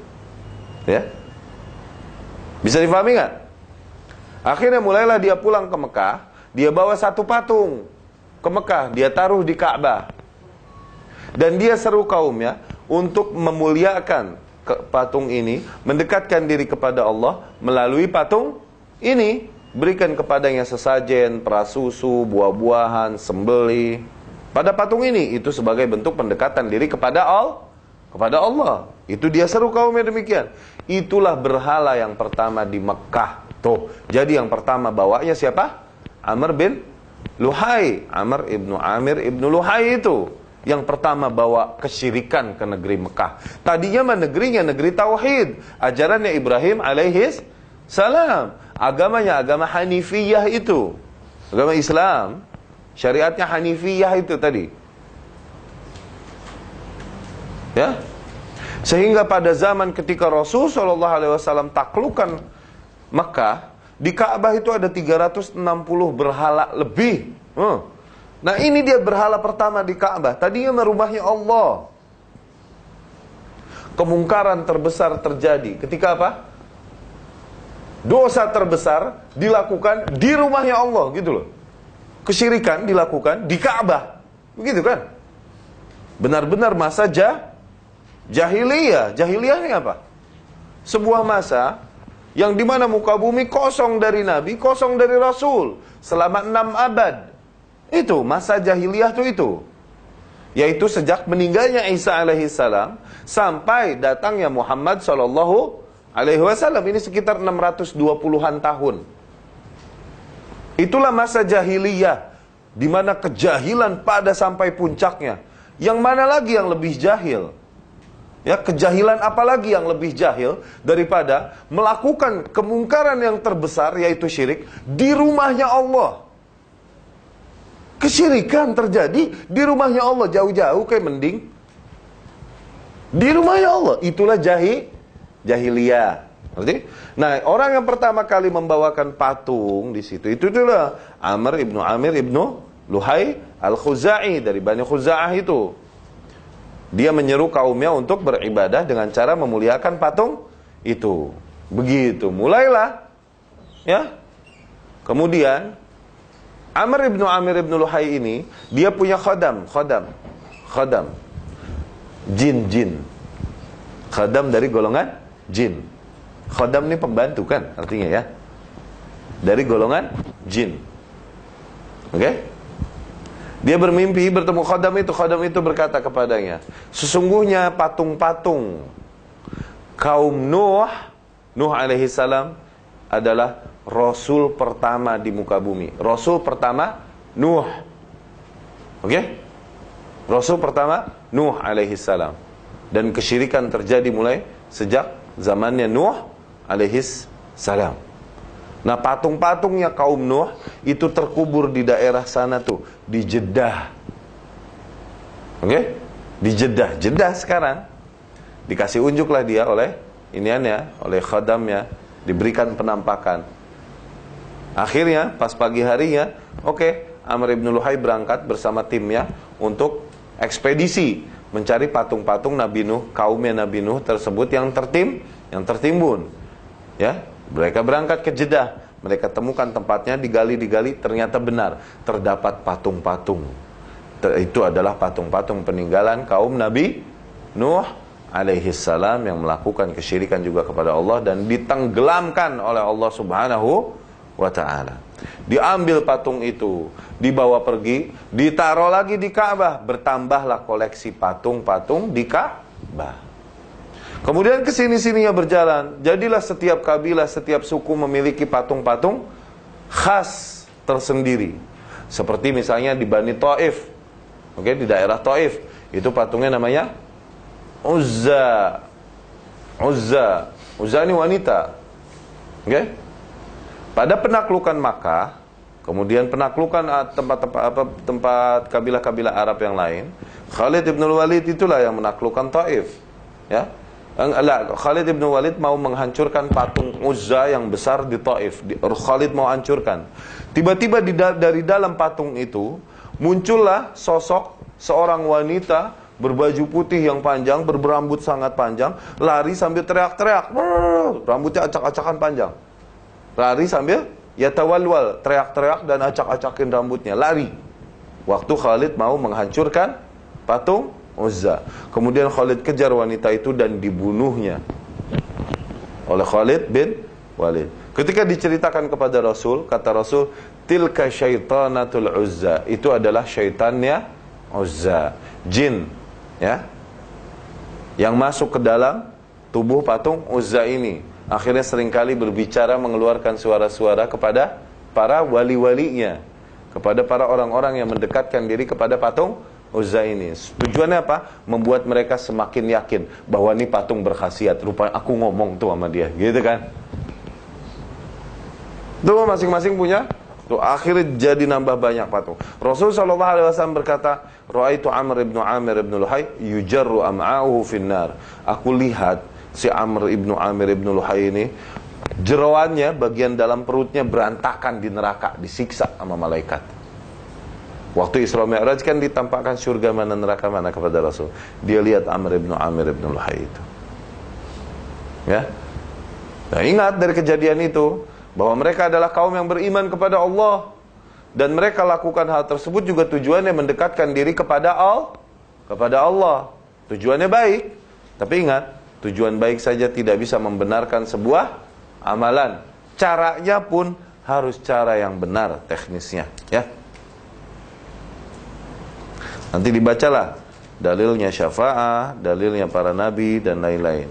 Begitupun patungnya Ibrahim dan Ismail. Patung Ibrahim dan Ismail adalah patung terbesar di Ka'bah di atas. Diceritakan demikian ketika penaklukan Ka'bah. Ya. Padahal Nabi Ibrahim alaihissalam tidak mengajarkan hal itu kepada mereka. Ya, tidak juga Nabi Ismail alaihissalam. Oke, itu nanti dalil-dalilnya, penjelasannya dibaca sendiri. Oke, kita masuk yang ke Rabi'ah, keempat. Kita habisi saja sudah. Kemudian biar ada waktu tanya jawab. Ar-Rabi'ah, yang keempat.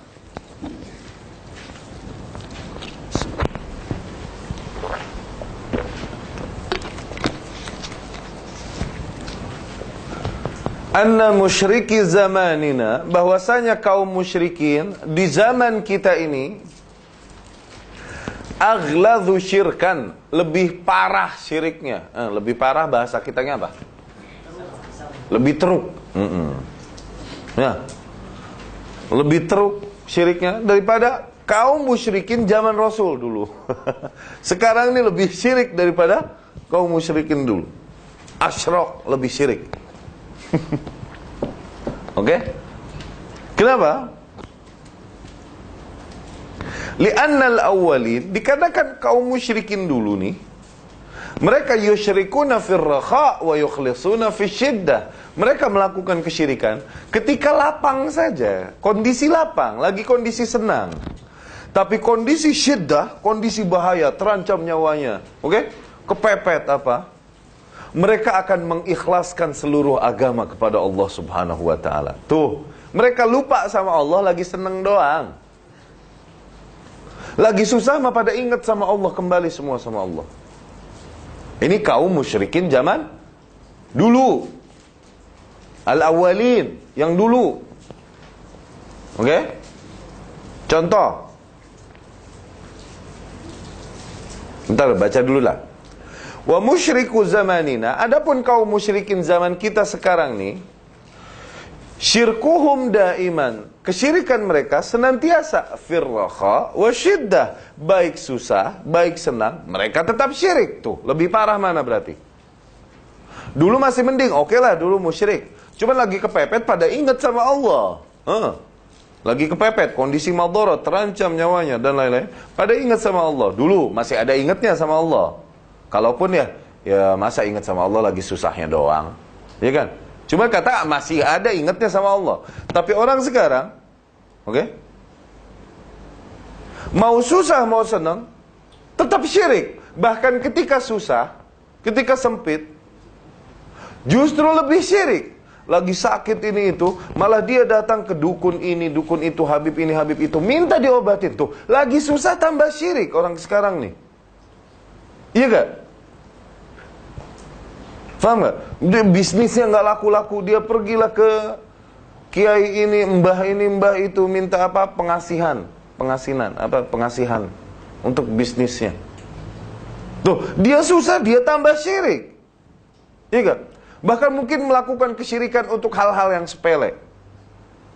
Seperti apa? Cinta ditolak, dukun bertindak. Ya salam.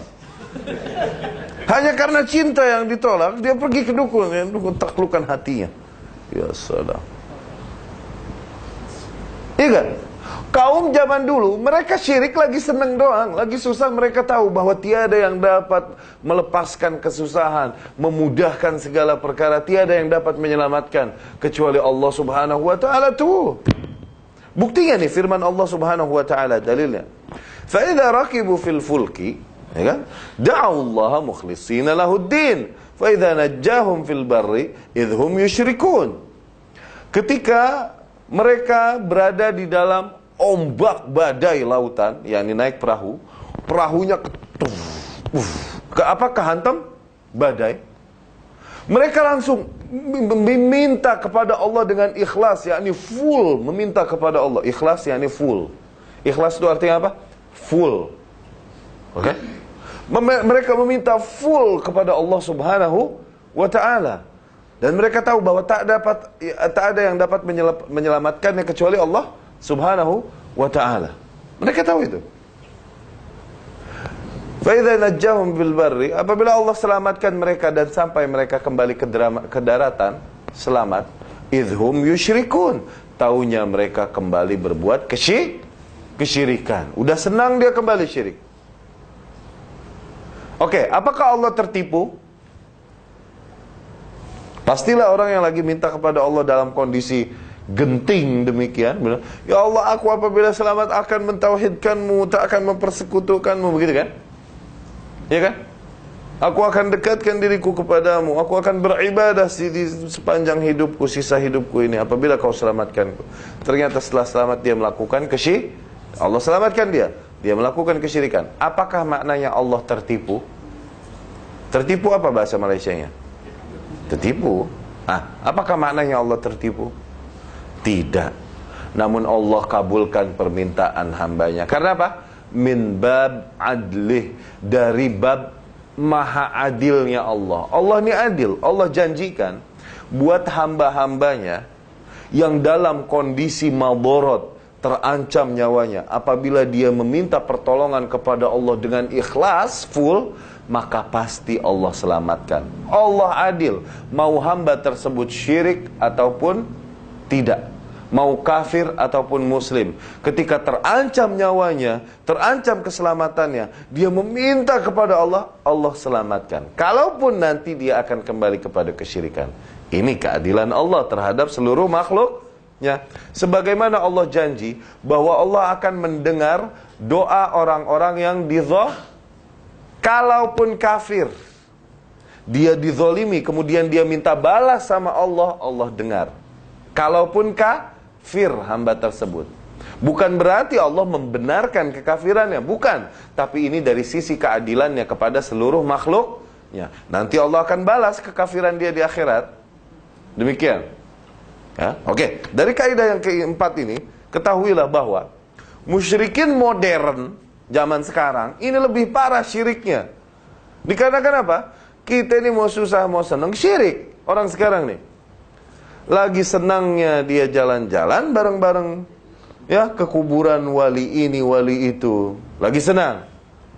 Lagi susahnya penyakit ini itu, dia datanglah ke berobat-obat ke orang-orang begitu yang tidak mengobati dengan cara-cara yang disyariatkan oleh Rasul sallallahu alaihi wasallam. Ada di Indonesia namanya Ustadz Haryanto, Allah yahdi.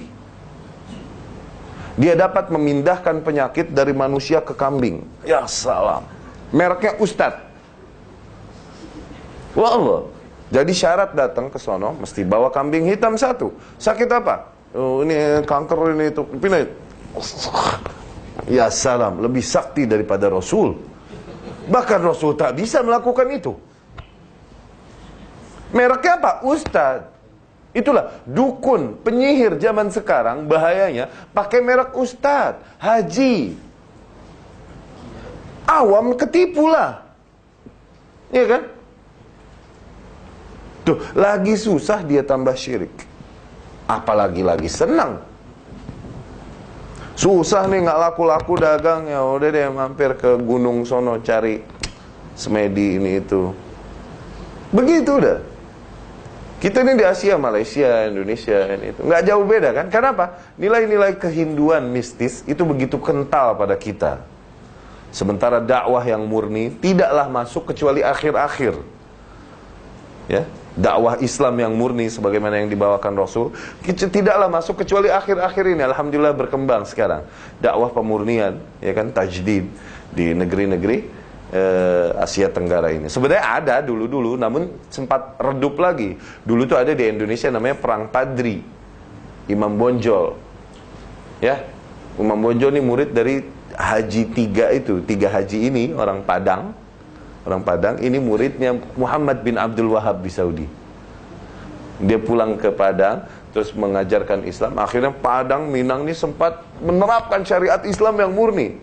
Kalau ada yang nggak sholat dipukul, ya kan? Menerapkan rajam apa ini itu udah sempat berjalan. Cuman terjadilah perang dengan raja setempat yang agamanya Islamnya tradisional. Perang.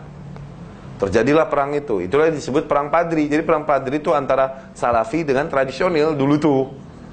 Sebenarnya mah cuman menang Salafi waktu itu sehingga rajanya terbunuh. Raja terbunuh. Oke? Nah, kaum tradisional bingung, seperti tanpa pemimpin, tanpa kekuatan. Akhirnya mereka menggadaikan akidah mereka. Mereka pergi ke Portugis, Belanda. Begitu. Apa? Kolonial. Minta bantuan. Masuklah Belanda. Kaum muslimin yang sunnah ini melawan, akhirnya kafir. Itu redup. Nah, sekarang baru timbul-timbul lagi. Ya, semoga Allah Subhanahu wa taala dengan ilmu-ilmu materi-materi demikian membuka mata kita terhadap kesalahan, kekeliruan yang biasa terjadi pada diri kita, pada lingkungan kita selama ini. La ubarri'u nafsi 'ala Allah. Aku tak mengatakan bahwa jiwaku telah bersih, telah suci, tidak. Kita manusia yang senantiasa penuh dengan dosa. Maka dari situ kita mengajak, menyeru semuanya, terutama kepada diriku, untuk senantiasa yuk semakin pelajari ilmu ini. Supaya apa? Kita semakin dapat mensucikan diri kita ini dengan ilmu-ilmu ini. Mencari jalan yang benar, ya, mendekatkan diri kepada Allah Subhanahu wa ta'ala. Ya, ingat, 4 landasan utama ini disimpan, dibaca.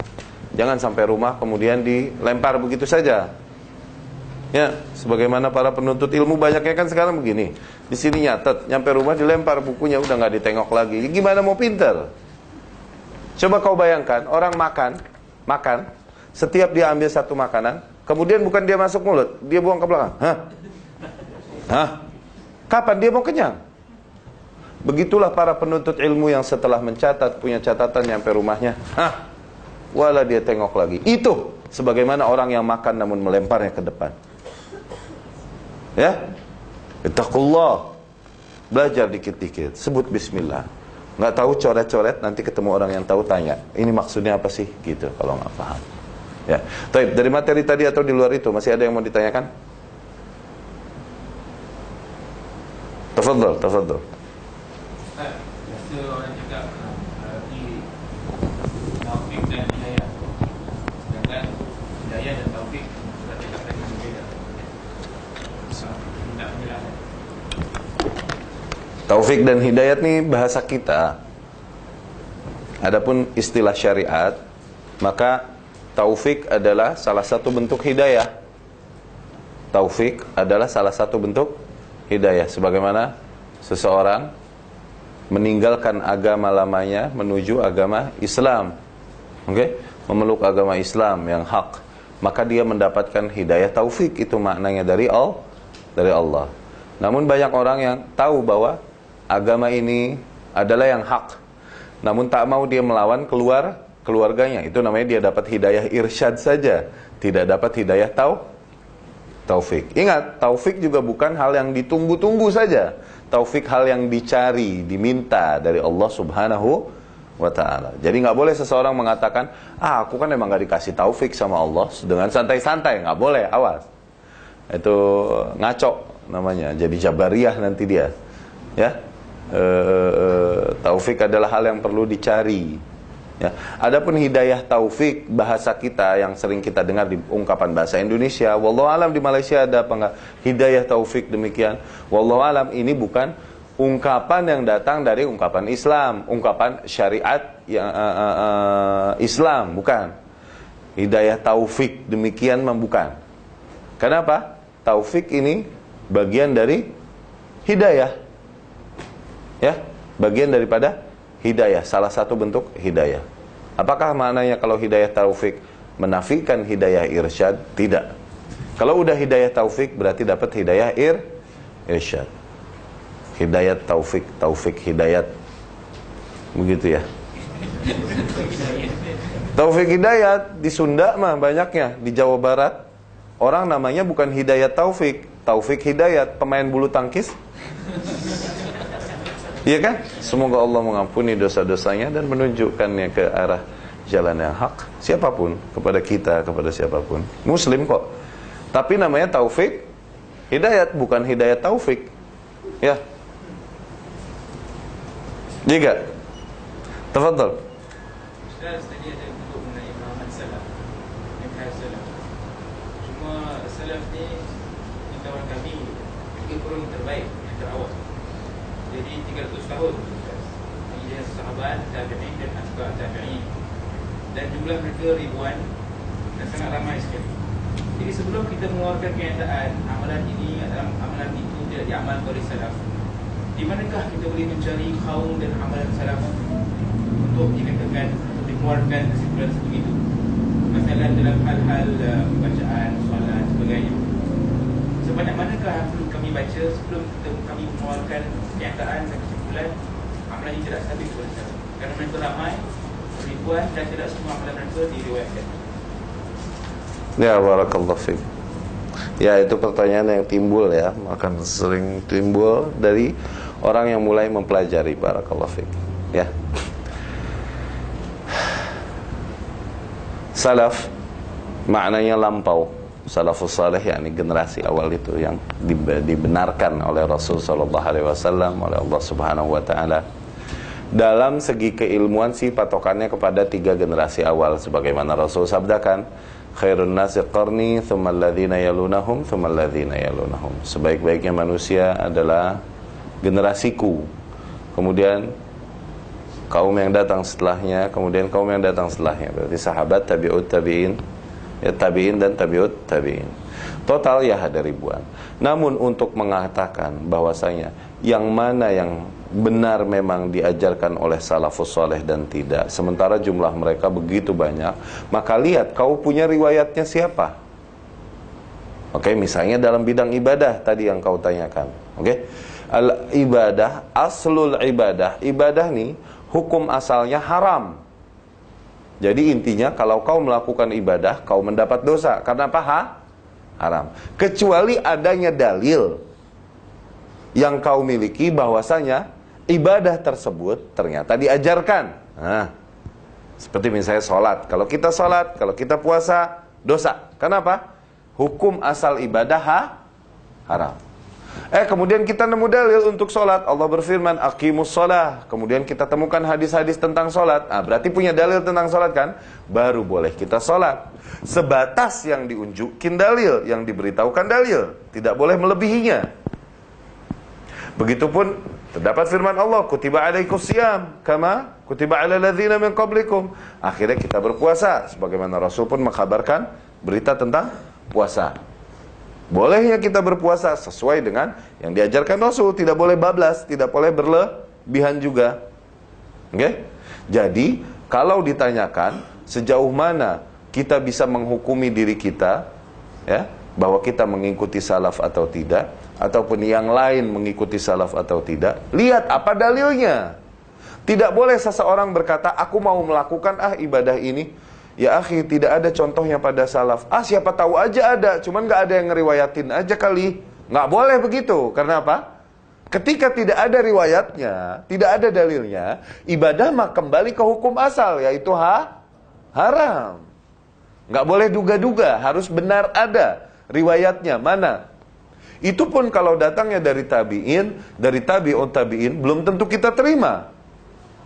Begitupun dari sahabat, belum tentu kita terima. Kita bandingkan dulu satu sama lain. Karena hujjah mutlak, itu ada pada Al-Quran dan As-Sunnah, hujjah mutlak.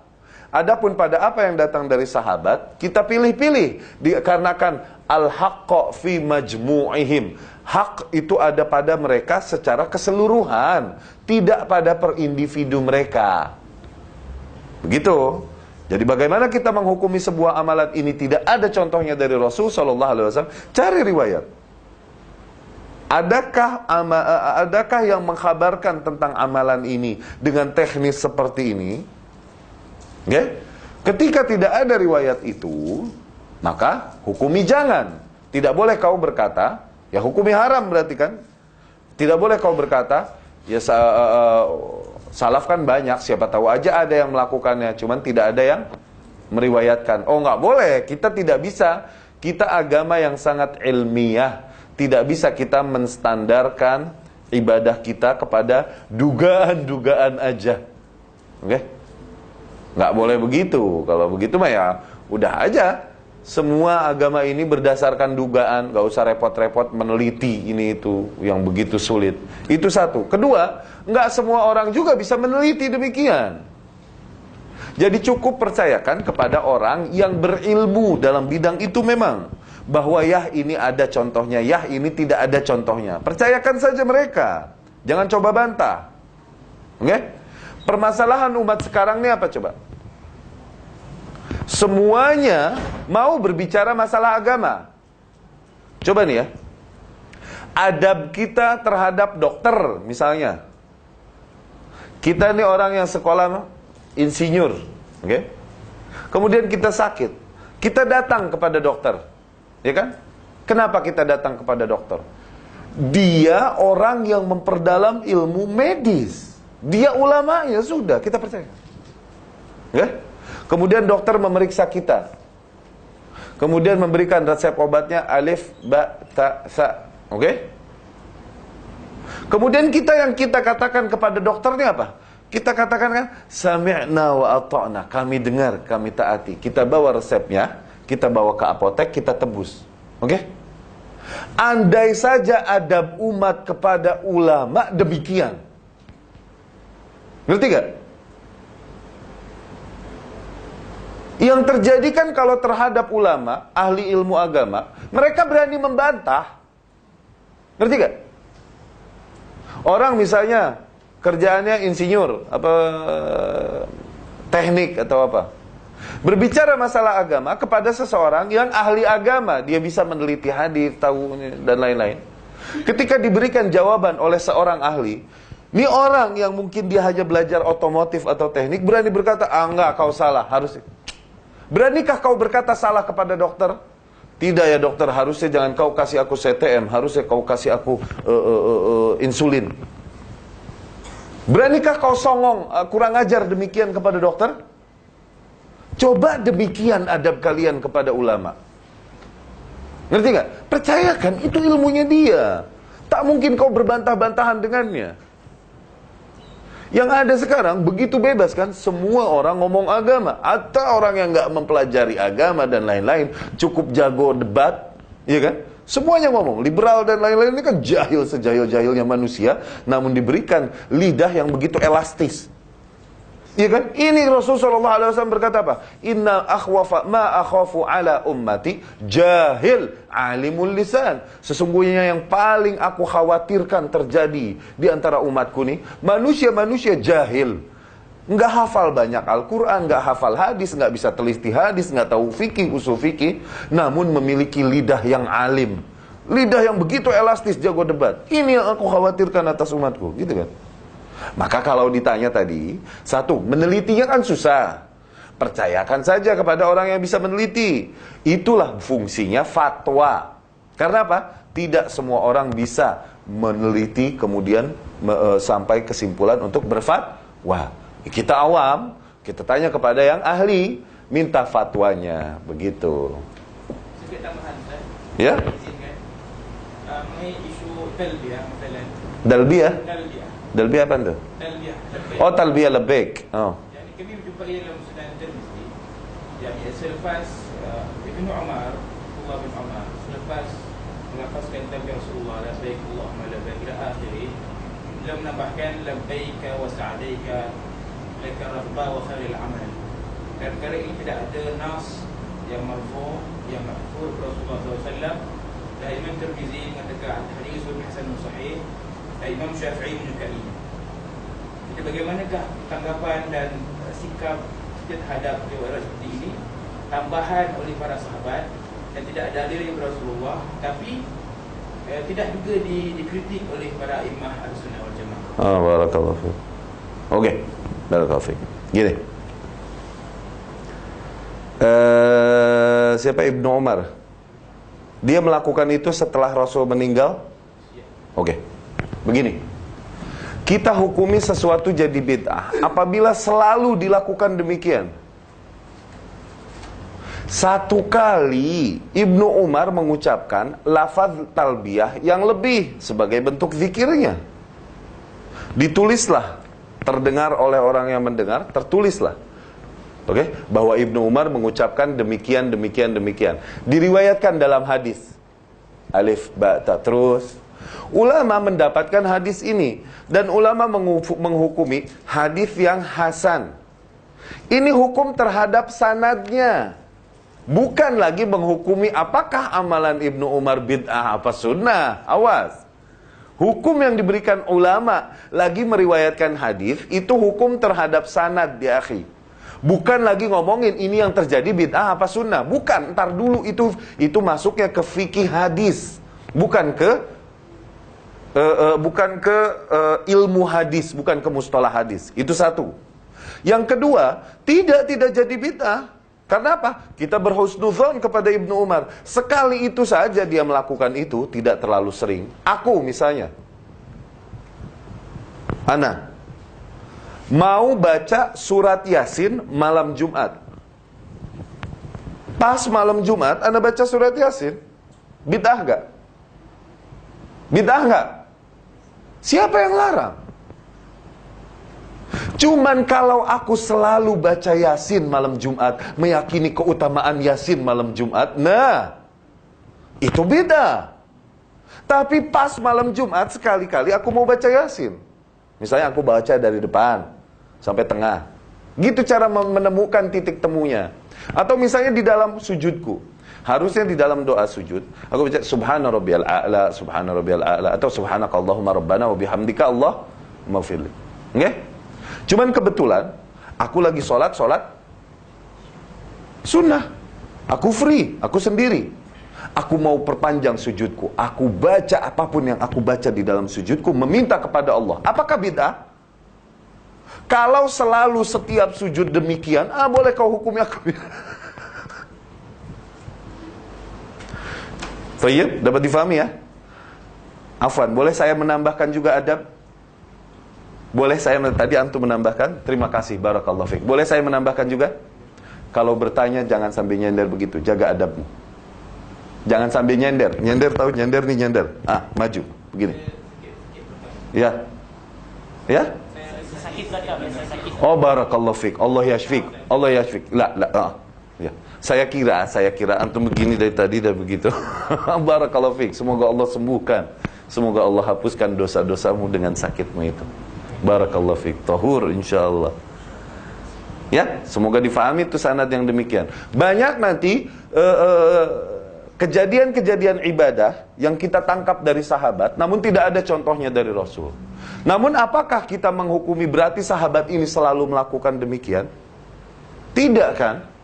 Iya nggak? Kasus-kasus demikian nih. Kemudian juga bagaimanapun sebaik-baiknya petunjuk adalah petunjuk Rasul SAW. Ketika kau mendapatkan petunjuk dari sahabat melakukan ini, Rasul tidak melakukan itu, mana yang kau pilih? Kenapa kau mau ngotot membela sahabat untuk menambahkan amalan-amalan baru gitu loh? Ini kan hal yang biasa dilakukan oleh orang-orang yang mengatakan adanya bid'ah hasanah, iya kan? Iya kan? Itu dalil-dalil demikian. Maksudnya, kalau kau memang mencintai Rasul, kenapa kau tidak bertahan kepada yang diajarkan Rasul saja? Kenapa justru kau menurunkan standar cintamu kepada para sahabat? Harusnya kita mencintai mereka tetap, tapi Rasul lebih utama bagaimanapun. Ya kan? Kenapa mereka menurunkan standar cinta mereka kepada sahabat? Karena apa? Karena untuk membenarkan hawa nafsu mereka yang biasa dan begitu gemar melakukan bid'ah-bid'ah yang mereka katakan bid'ah hasanah. Padahal mereka terima bahwa iya sih Rasul tidak melakukan itu. Kalau ditanya begitunya mah. Makanya kita bilang ya akhi, setiap kelompok punya dalil, pakai dalil, ribuan dalil, pakai.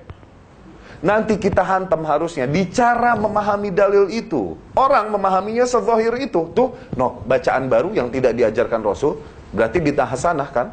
Buktinya sahabat lakukan. Dia memahaminya begitu. Ini orang misalnya. Kita yang memiliki kaidah-kaidah lain memahaminya dari arah yang berbeda dong. Supaya apa? Supaya tidak berantakan kaidah yang ada. Iya kan? Cari titik temunya. Nah, dengan menguasai hal demikian, ini ada di usul fikih, qawaid fikih, itu akan menjaga kita dan akhirnya membuat kita benteng kita lebih kuat, tidak mudah terkena syubhat. Itu kan syubhat, namanya syubhat kan. Oke? Dapat difahami ya? Barakallahu fiik. Terus Apa yang kita pelajari? apa? Apa yang kita pelajari? Adakah Oh, apa? Iya. Apa yang kita pelajari ini? Oke, barakallahu fiik. kalau kita baca tauhid, rasanya ada 3 pilar. Rububiyah, uluhiyah, Asma wa sifat. jadi dalam kaidah pertama dan kedua, dia berceritakan tentang rububiyah dan uluhiyah ataupun macam mana tu? Yang pertama dan kedua saja. Masa saya nampak dia ada rububiyah dan uluhiyah, kalau yang itu orang kafir ni beribadah hanya pada rububiyah dan Rububiyah. asma wa sifat Allah kan, tidak pada uluhiyahnya kan. Rububiyah saja. Rububiyah saja. Hah. Asma wa sifat pun tak. Tidak. Wallahu a'lam. Asma wa sifat. Asma wa sifat. Ya, mereka meyakini asma wa sifat dengan baik. Dengan mereka ni baca kaedah kedua ni, Hah? sebut bahawa dia ada melakukan uluhiyah, peribadahan pada Allah. Hmm? Itu pun termasuk dilakukan orang-orang kafir. Tidak, ini tidak tauhid uluhiyahnya. Ya, mereka menguluhiyahkan Allah, namun tidak mentauhidkan Allah dalam uluhiyah. Dalam artian, ya, mereka menempatkan Allah sebagai sesuatu yang disembah. Namun mereka tidak menjadikan Allah sebagai satu-satunya sesembahan. Tuh. Itu. Mereka menguluhiyahkan Allah, namun tidak mentauhidkan Allah dalam uluhiyah. Faham? Difahami ya? Oke, baru. Pada kaedah ketiga tu adakah kita berjihad? Ada orang-orang ada jihad macam mana? Umpamanya macam Apa?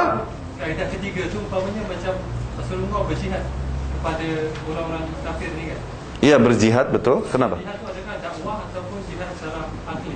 Oh, ya. Enggak, ini secara umum saja menjelaskan bahwa semua agama, semua keyakinan yang bertentangan dengan apa yang diajarkan oleh Rasul SAW tidak beda. Semuanya Rasul SAW perangi.